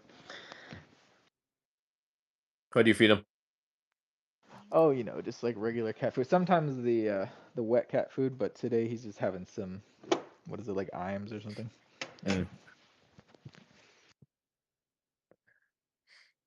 I give mine dry cat food. That's all he eats. The only thing he eats. He doesn't eat anything else. You can try to treat him to like a snack or like a piece of meat, and he will not eat Really? it. He just eats his cat food. Yeah. I had Yeah. one that was like that, just wouldn't touch the other food. Then eventually, if you offer them into it enough, they get used to it. But Yeah. Yeah. Mine was eating baby food, like baby cat food for like the longest time, for like 2 years, and that only recently transitioned to adult cat food. That's cute. Nice. He's a midget too. A midget. He's small. Oh wow. Yeah. Mine are pretty big. Yeah. They like to climb trees, which is kind of cool. They go outside as well. They're not totally indoor all the time. They actually can venture outside a little bit, and they're always climbing the trees in the yard. It's pretty cool. He doesn't have midget legs. He's just small, like he's just really small. He's like I wouldn't say kitten sized. Definitely not that small, but he's got a big head. Yeah, mine's kind of similar, kind of kitten size, like never got very big. We got him when he was 6 months old. Yep. He was living in a house with 28 Mine other is a- cats and 4 little girls. Yeah. It was wild. Oh, and 2 dogs. So he likes That's horrible. dogs more than people, and my Jesus. theory is that he was tortured by the little girls, and that's why he doesn't like people, because I saw them just like absolutely manhandling all these cats. Oh wow. Yeah. Ugh, That would make sense. that's terrible. Lady was Sad. fostering so many kittens. My cat was a runt, and he almost died when I brought him into the hospital for the first time. They had to put him on a ventilator. Oh wow. Yeah, poor baby. Oh shit. Intense. Yeah, he had like a lung problem. Like he was a what do you call it, a stray, Yeah. right? Like his mom, he followed his mom until he was probably like really old.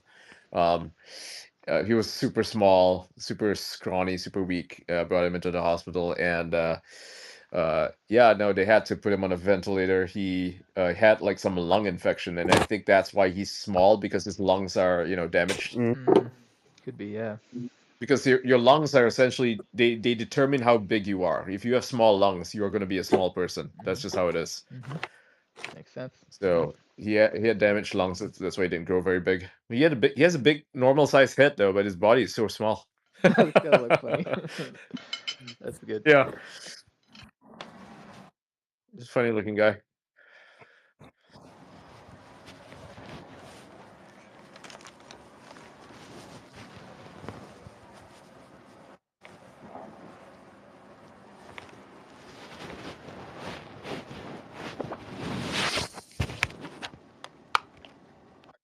I follow all these cat accounts on X.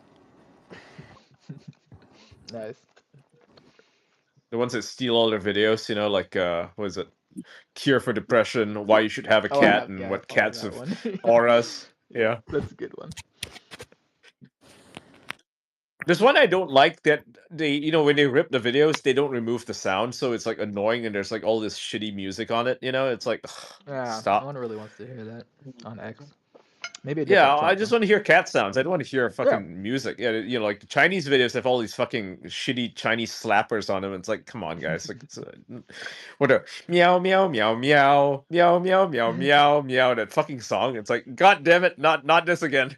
Yeah. I like to show my cat videos just to like see his reaction and stuff. It's pretty cool. Just like, hey, look, there's a tiger, or there's like like whatever animal, any cat, big cat.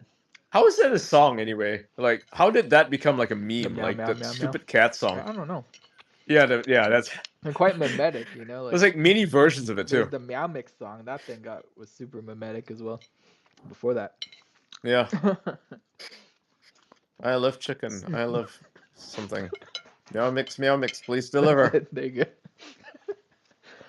But yeah, makes sense. Cats are a great meme. That was from a movie. Yeah.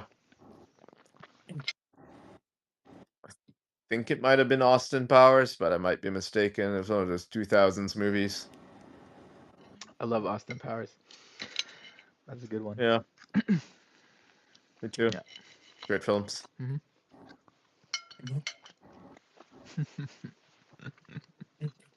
I remember this one scene in Austin Powers where he's riding down a steamroller with Elizabeth Hurley, and there's a worker in the way, and he's like, "No!" from like a long distance away. He's like, "Get out of the way! Get out of the way!" And the guy's just like, refusing to move. He's just like screaming no. So stupid. There's so many stupid moments like that. Like, yeah. The humanoid androids with the machine gun boobies and stuff, the machine gun titties. Yep. Oh my god, that's a good movie. So funny. Or the one where he's in like a tent, and they're poring over some maps or something, and it looks like from the outside they're looking at their silhouettes, and it looks like they're having sex. Oh yeah, the silhouette scene. Yeah, I know exactly what you're talking about. That's well done. That's well done. So stupid. It's so fucking stupid. Classic. Saw those ones in theaters ages ago. They don't make them like they used to. What did I just come back to? Austin Powers, how like ridiculous it is. Austin Powers. Like all this, the machine gun titty androids and the fucking the stupid scenes. Yeah. What the fuck? You've seen Austin. You've never Powers. seen Austin Powers? Adrian, have you never seen Austin Powers? You've seen it. Dr. Evil. Faisal. Nah, he's probably seen it. I don't know. I hope so. 3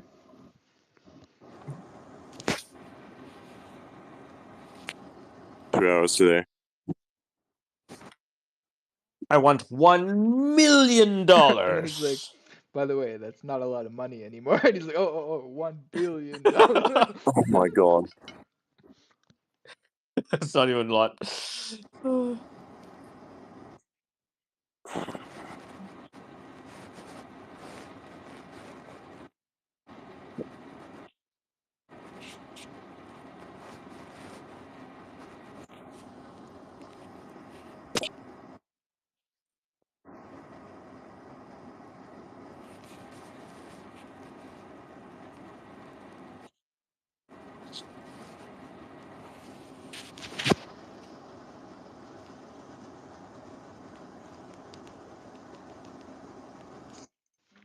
Just eating my steak.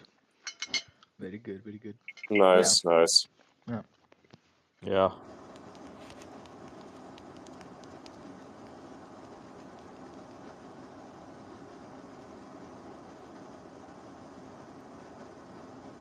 I went to Zuma the other day. How's that? So good. They're black cod to die for.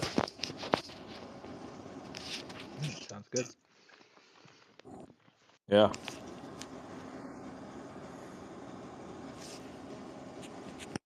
I don't know if you guys have Zuma where you live. It's kind of a chain, I guess, but you'll find it in like London, Dubai, New York. Yeah, I don't think they have it in Canada. I haven't really seen it out here, but I know what it is vaguely. Yeah. Yeah. Super good. I mean, super expensive too, but my God, like the black cod those, like you could literally order anything and it's gonna be good. Okay. Nice, nice. Just word of warning though, I mean, you should probably be on like Monjaro or Ozempic to go there because the portions are really small. So if you are like some fat fuck, you are not gonna have a good time. Yeah. Makes sense, makes sense. You'll either, eat too little or you'll order too much and then you're gonna be looking at your wallet and be like, "Oh, why did I just spend, $800 on Oh food?" my God. Yeah. Christ. Yeah. Sounds brutal. Wait, did you say Like for two people it's Manjaro? fine. No. Yeah, Monjaro. Not Manjaro. Monjaro, that's a weight loss thing. It's a drug. Manjaro is Linux or something, isn't it? Yeah. Yeah, that's what I thought. Yeah. His ears perked up when you said something Nope, Linux different related. Manjaro. Yeah. That's good. Good test of Siraj's You say Manjaro. cockset. Yeah.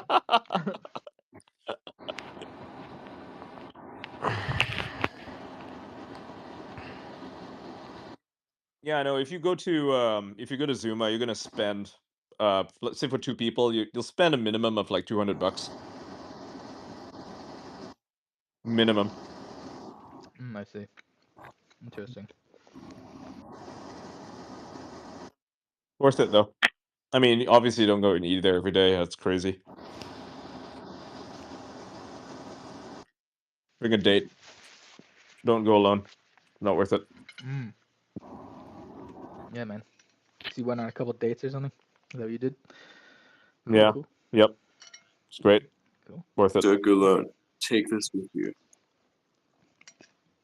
Yeah, take a date with you.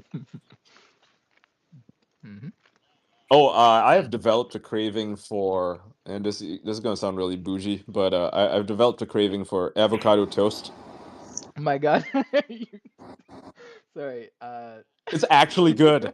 It's actually The good. reason I'm laughing is because we always say that thing, like, like what is it? What is it, Oh Adrian? my Like God. avocado toast eating, goat's milk latte drinking, insider's elite or whatever the Senator Kennedy, yeah, famous saying. It's pretty funny.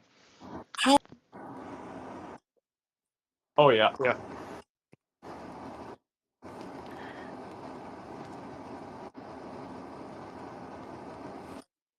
I think people who make fun of avocado toast haven't actually had avocado toast. Right. No, I mean, I've had it. It's pretty decent, but it's just funny because it just reminded me of that.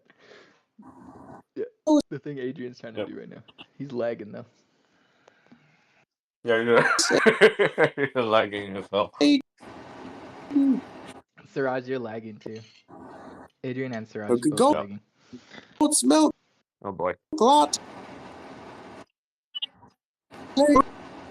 Freaking avocado. Bro, no, you lagging. Oh, you were lagging for a You while. You're lagging for not like lagging 30 anymore. seconds. Yeah. Yep. Yeah. You're coming through like a very lagged version of Kennedy.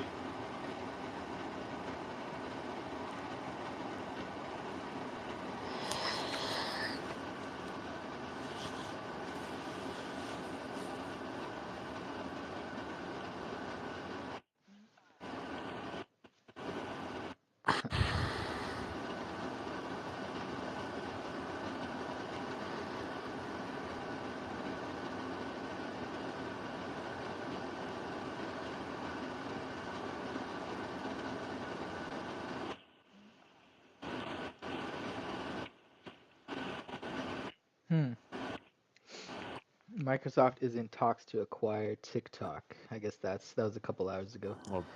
Interesting. Who reported it? Reuters. I don't see any sources. Reuters. Okay. Trump said this. Yeah, and that's for Reuters. Okay. So did he actually say it? Is there an article on this, or is this just people on Twitter being stupid? I'll find you the article. Yeah.